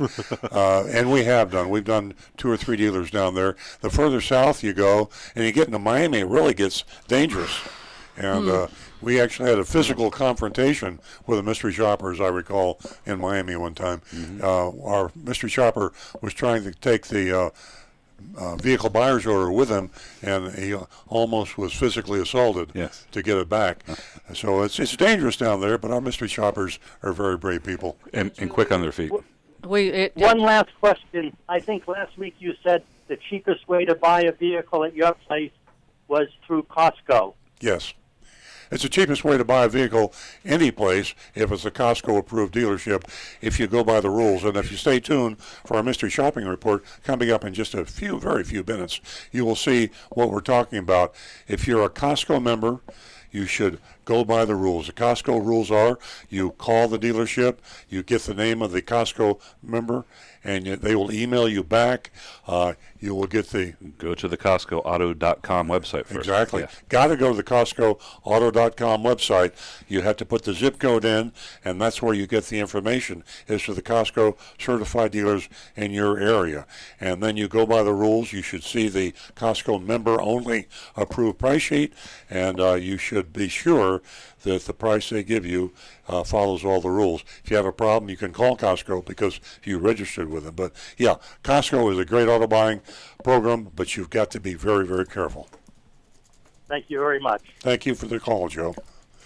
All right. Okay, Joe, thank you so much. 877-960-9960.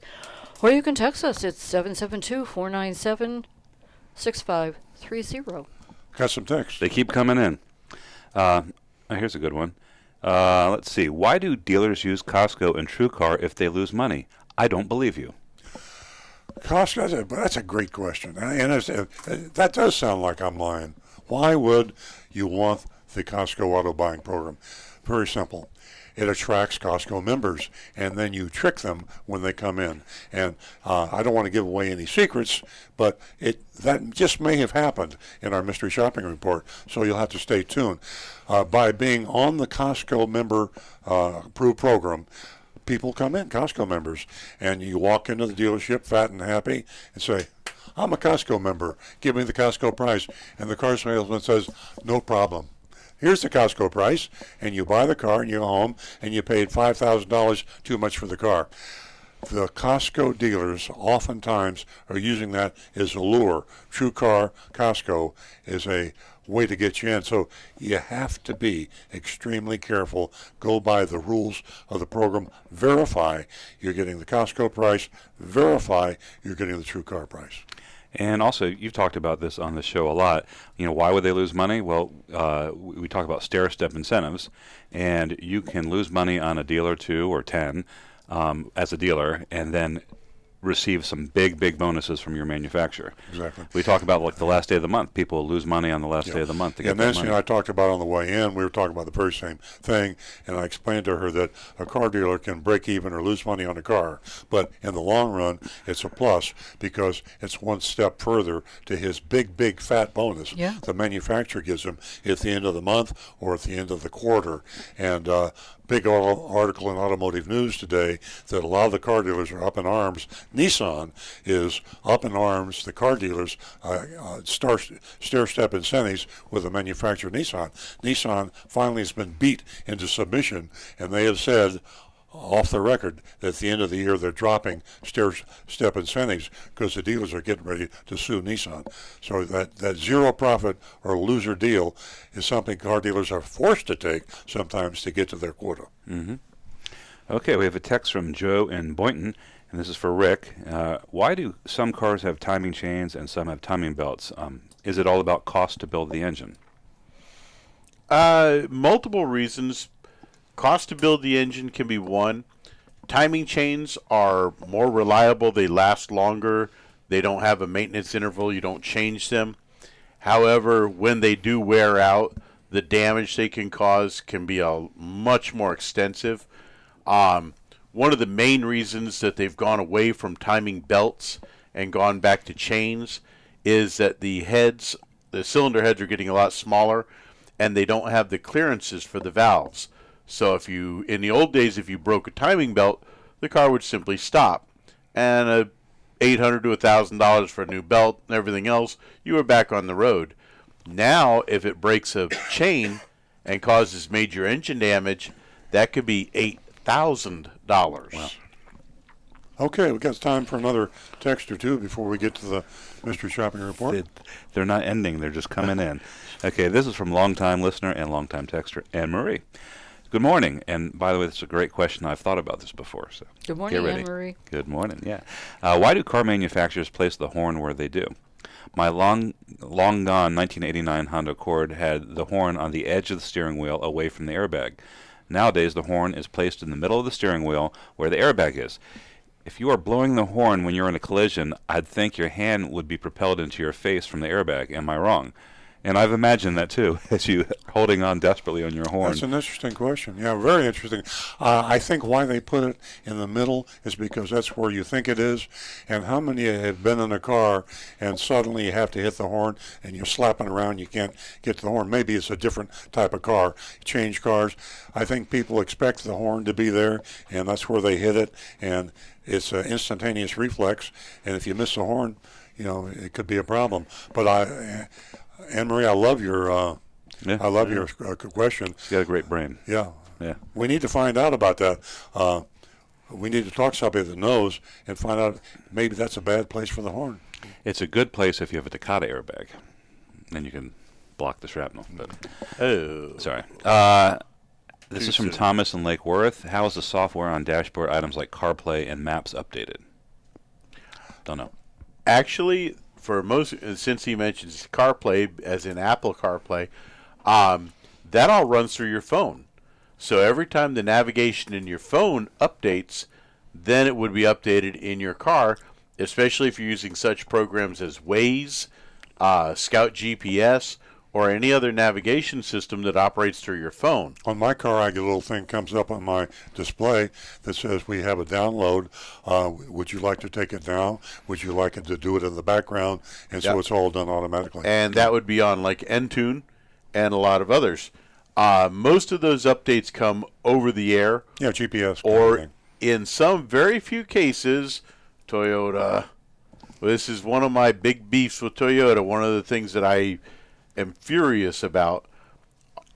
Our navigation systems for years, the only way to update the navigation maps was you had to go buy an SD card from Toyota and swap out the SD card, and it was like $250 or more to change out that card to get updated maps. And I call that ridiculous. That's so old-fashioned. It's absurd, and especially now that cars are finally getting Apple CarPlay to where all the navigation maps are in your phone. They're updated all the time, constantly, and Thank you, Rick. always accurate. Thank you for that, Rick. We're getting past the mystery shopping. We're holding our calls on the phone right now, but we still have time for another couple of texts. We'll do this rapid fire. Yeah. First question, this is from D in Naples. Why are interior colors so limited? Some cars only offer a black interior, which makes no sense in the Florida heat. I said earlier that car dealers are having a challenge now with different models. They're also having a challenge with different combinations of equipments and colors. Think about it. You try to please everybody, and you come up with all the different colors and the combinations and the options and the accessories. Pretty soon, to have a selection of cars, you need 6,000 cars in a dealer's inventory, and it's almost that bad today. You give too many selections of colors and trim, and then you force yourself into bankruptcy in terms of being able to build too many cars and make it too complicated to buy. So the manufacturers are trying to simplify, to optimize the sales process. There you go. And the last one, and we'll be caught up. This is from Robbie and Stewart, and she's texted us multiple times over the years. Great question. Can you go to any Costco dealer if you're a member, or are you restricted to the town where you live? You can go to any Costco dealer, and that's not a bad idea. There's not that many Costco warehouses, but you should get a comparable price if you go by the rules. And because the price is so low that you're not going to find a real variation in the real Costco price. Costco mandates that you have to have a lower price on every car for a Costco member than you sold that car to anybody else for. And as you know, car dealers sell cars for all different prices to all different people for different models, and the lowest price they sell any particular model for is quite low, and the Costco price must be even lower. And if you really get that Costco price, man, you got yourself a deal. I think, Rick, I got to get to the mystery got shop. one here, if we can squeeze one more in. Okay. George is asking, my question is, I'm in the market for a 2015 S550 or a 2015 RR Supercharged. I believe these are Mercedes models. Should I purchase a CPO, certified pre-owned, or an extended warranty, and which is more reliable? Well, certified pre-owned, a good used car is always a better buy value than a new car. So I would recommend that. As far as the warranty, if you're buying a quality car, it's just like you're going to pay probably more in premium than you pay in repairs, but it might not happen. If you sleep better at night with an extended warranty and it's from the manufacturer, go ahead and buy it. Okay. Okay, I'm going to mention one thing for our listeners, and that is the Florida Weekly, where you can go and you can pick that up, or you can read it online. Good people make good car dealerships, and also the other column is a $100,000 dealer fee challenge. So there are two for you to take a look at, and a lot of information. Yeah, we've got the phones on hold now to do the mystery shopping report, but you can text us or post, and if we get through the mystery shopping report, we'll address your post or your text on YouTube or Facebook or Periscope or Twitter, whatever you want to talk to us, but we can't have the calls come in because we got to get through the mystery shopping report, which is the highlight of our show. Absolutely. And it's also probably more entertaining and educational than anything else we do. And our listeners can definitely vote on that mystery shopping report from Ed Morris, Delray, at 772-497-6530. Now back to the recovering car dealer. As Nancy said, this week's Mystery Shop wraps up a 4-week project looking into the Costco Auto Program. We investigated 2 car dealers who are official participants in the program, meaning the Costco program, Ed Morris, Delray Toyota, and a Berkshire Hathaway dealer, Delray Honda, Warren Buffett's store. I wonder if Warren knows what goes on in all of his car dealerships. I doubt it. I doubt it. Agent Thunder handled the first visit and went through the proper procedure described below. The second visits were made by our newest and female agent, Agent 26. On her visit, she intentionally avoided going through the proper channels and only casually mentioned that she was a Costco member. And remember, folks, that's a no-no. You got to go by the rules of the Costco Auto program. Your first rule is go to the CostcoAuto.com, www.costcoauto.com, and follow the rules. Put your zip code in, and you'll find the dealers available. You go to that dealership, and you'll know the name of the approved salespeople for the Costco program. Do that for sure. To refresh everyone's memories, here's a brief recap on how the program works. Costco Auto Program requires its participating dealers to offer their absolute lowest price to Costco members who go through the program to buy a car. Now that's unprecedented, unheard of. No other auto program does that. It is, we don't like it at our dealership. In full transparency, I am a car dealer, and we are a member of the auto program. The Costco prices are so low that we're not happy with it. I mean, it actually could be a net loser to us when we sell the car. We do it, as Stu alluded to earlier, we're a Costco Auto program because we need it for the volume. We need it to sell more cars. And competition. And to meet the competition. Yeah. So the Costco Auto program is a necessity, and we go about it honestly. So that was a great question earlier on the text. Why do you do it if you lose money? You have to do it, and Costco's got the greatest program of all time. The alternative is worse. Costco members go to CostcoAuto.com, enter their zip code, they select the vehicle they want to buy, and the participating dealer for that make and model is revealed. The Costco member will then receive confirmation emails from both the Costco Auto program and the dealer explaining the process. Now you're in the system. Okay? Now you're safe. Anything happens, you're in the system. And you go back to Costco and say, they really took advantage of me, they lied to me. Man, they will cover you. They will go to that dealer, and they will make him comply, or else they'll kick him out of the program. And I wouldn't be surprised if they wouldn't take care of the discrepancy if you lost money on the deal. You will be protected if you are registered in the program. But you've got to go to CostcoAuto.com and register.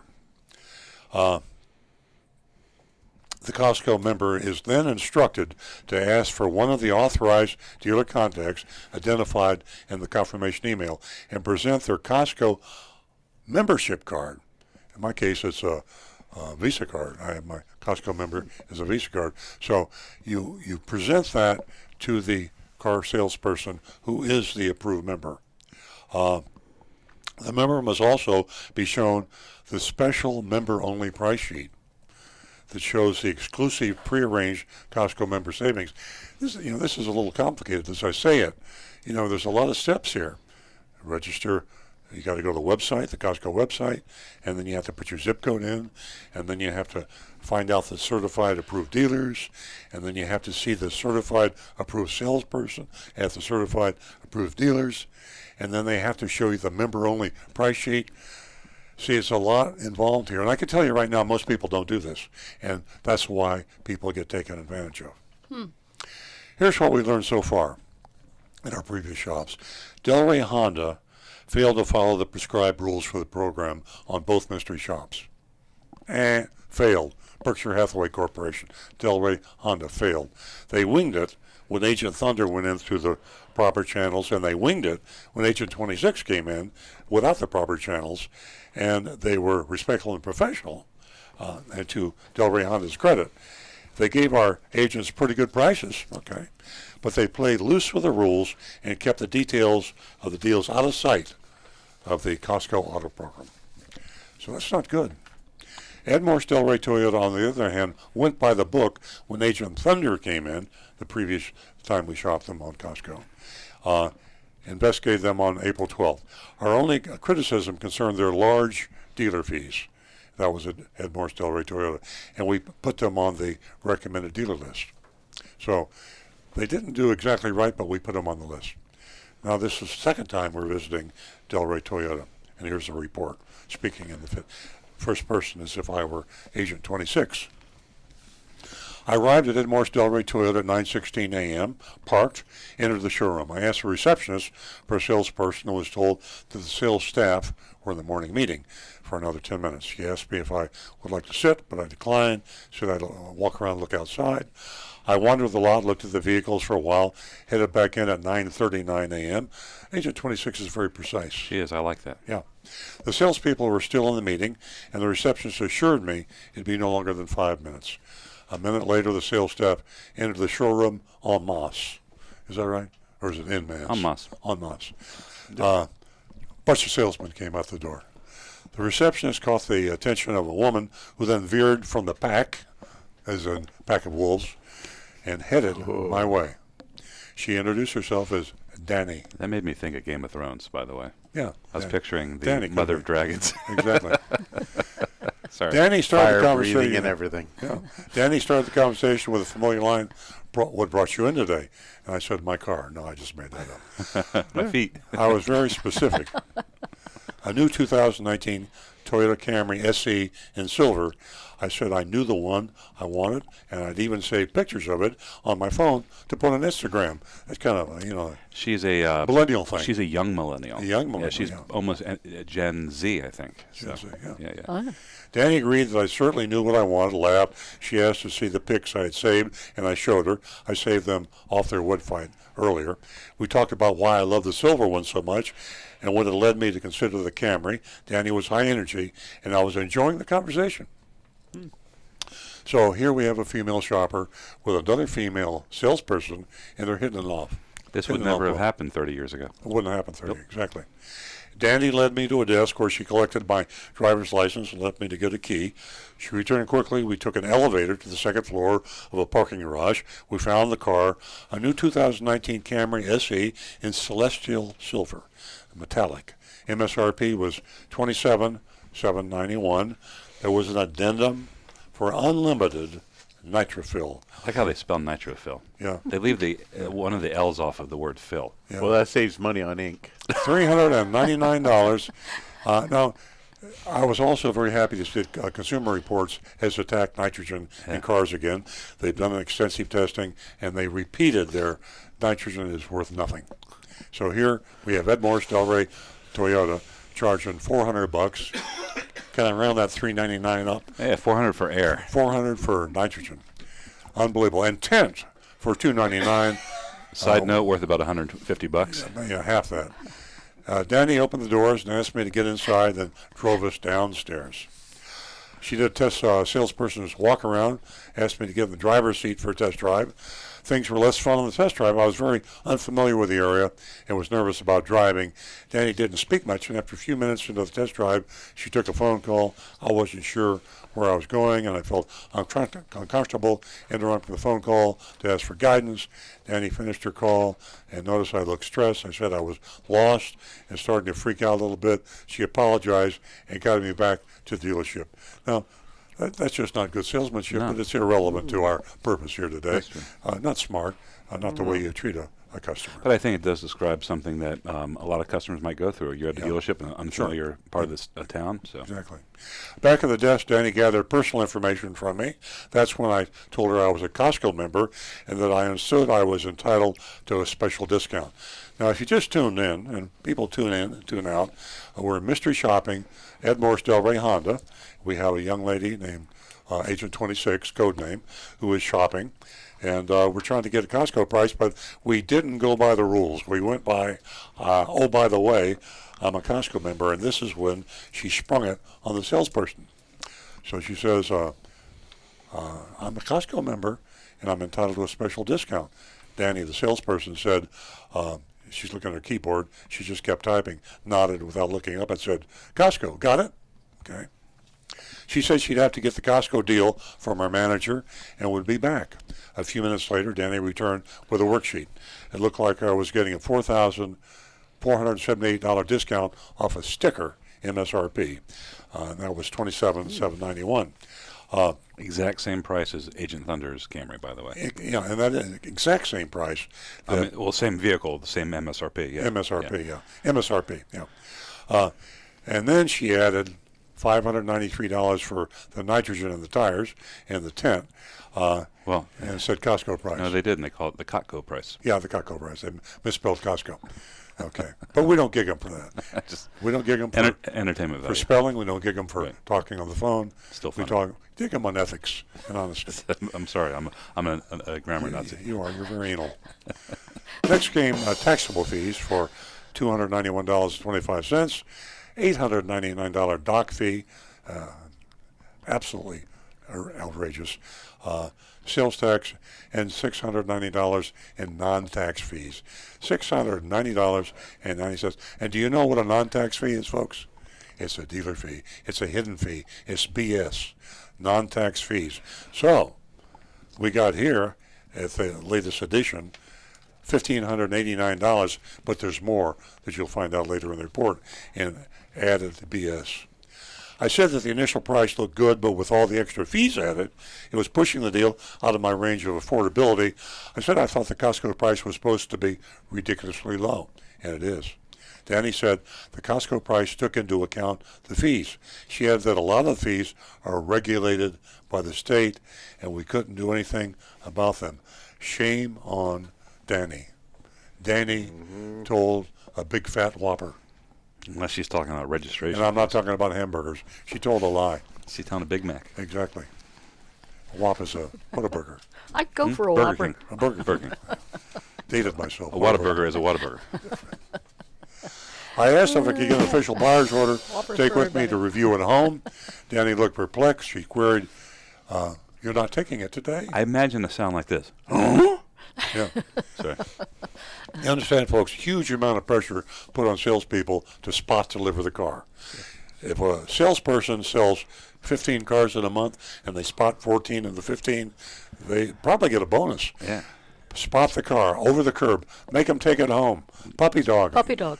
Take it home. Danny wasn't happy. She wasn't happy. Danny was very first unhappy. customer of the day. She was pumped up after that sales meeting. Yeah, She came out and then womp, womp, womp. I said I might buy it this evening, but I would need to think it over and maybe call my dad to discuss. Danny wasn't happy. She wasn't rude, but there was a marked change in her demeanor. She got up to go to her manager for a buyer's order, returned a few minutes later. The numbers on the buyer's order matched the worksheet, but the bottom line was $2,000 less. At first I thought she'd reduce the price because I was leaving, but then she pointed out a $2,000 deposit was printed in error. My bottom line was the same, $27,342.92. That's interesting. And it could well have been an error, or it might not have been an error. It made it look like it was less. I mean, it could have so, been used, yeah. Where did that 2,000 come from?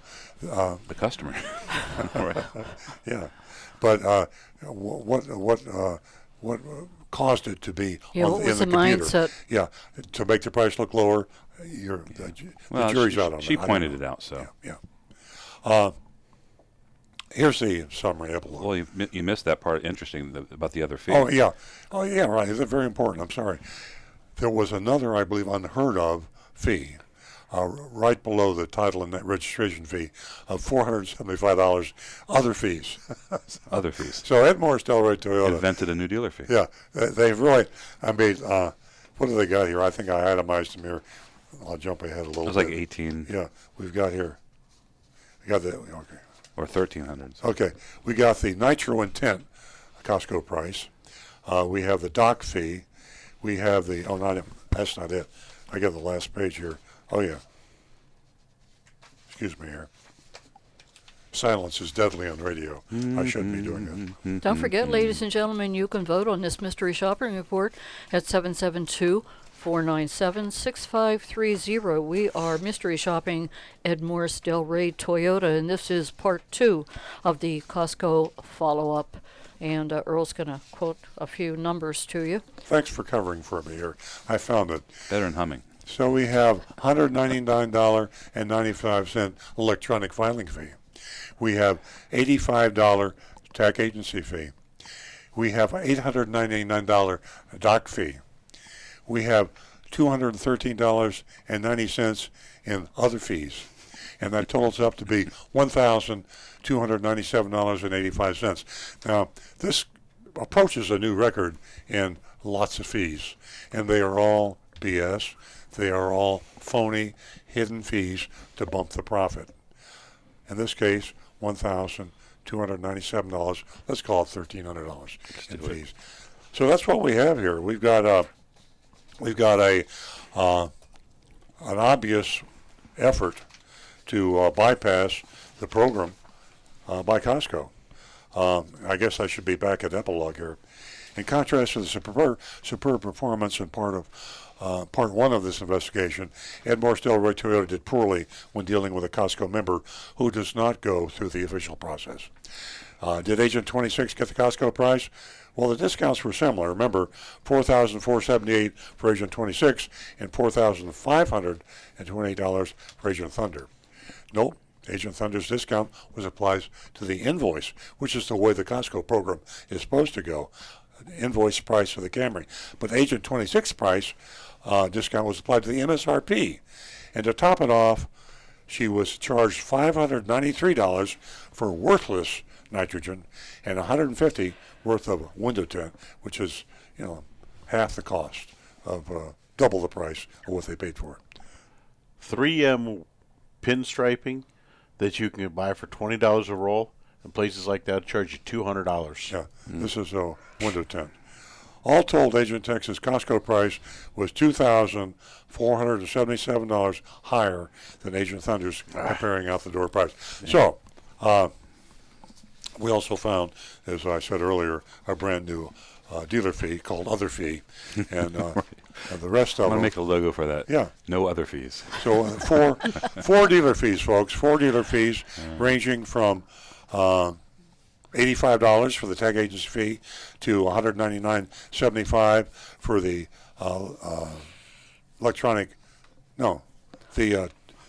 pre-delivery service fee. Pre-delivery service fee. They call it something else. They called it a dock fee before. Yeah. On the worksheet, they called it a dock fee, and on the buyer's order, they got a pre-delivery service fee. So they don't even know. They had 2 different names for one fee, whether you're on the worksheet or whether you're on the buyer's order. I noticed a lot of inconsistencies between the 2 visits. First one, Agent Thunder, there was no addendum stickers on the car last month, and they were this month.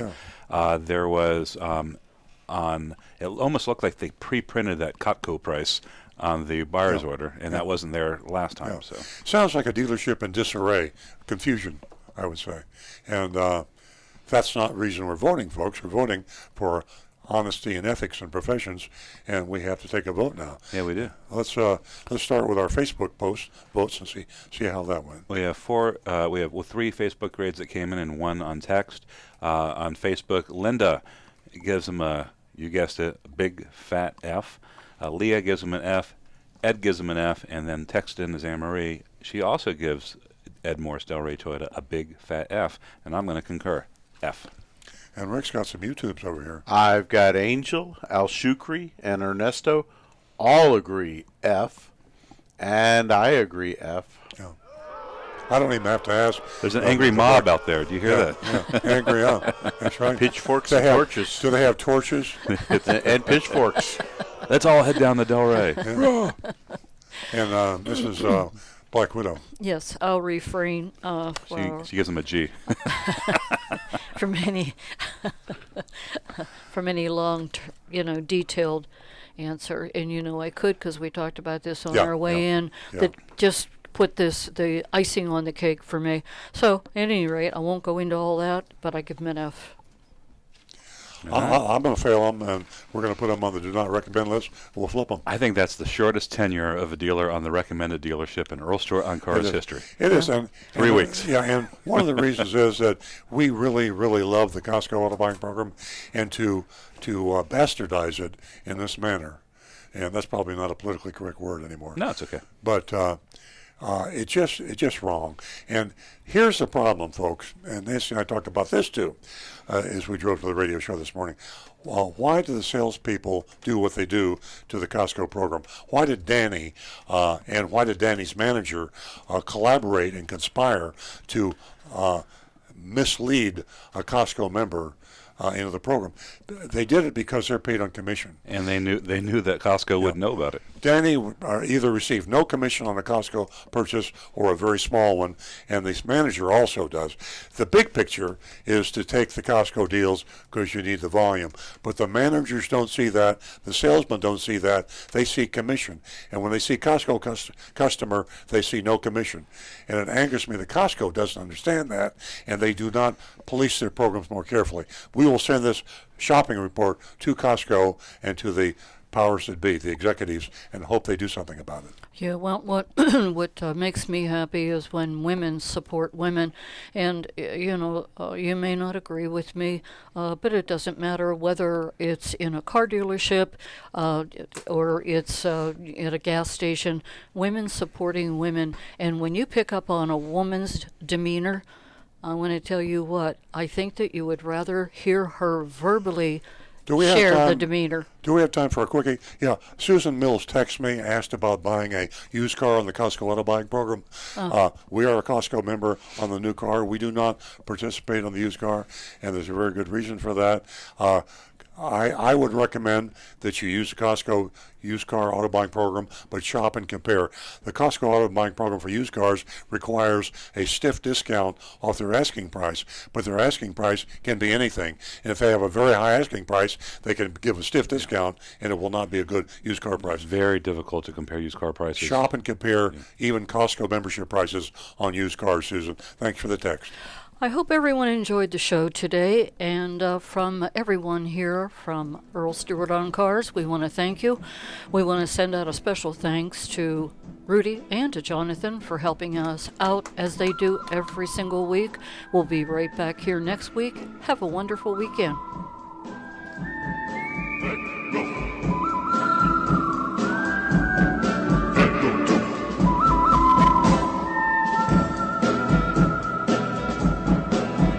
Go.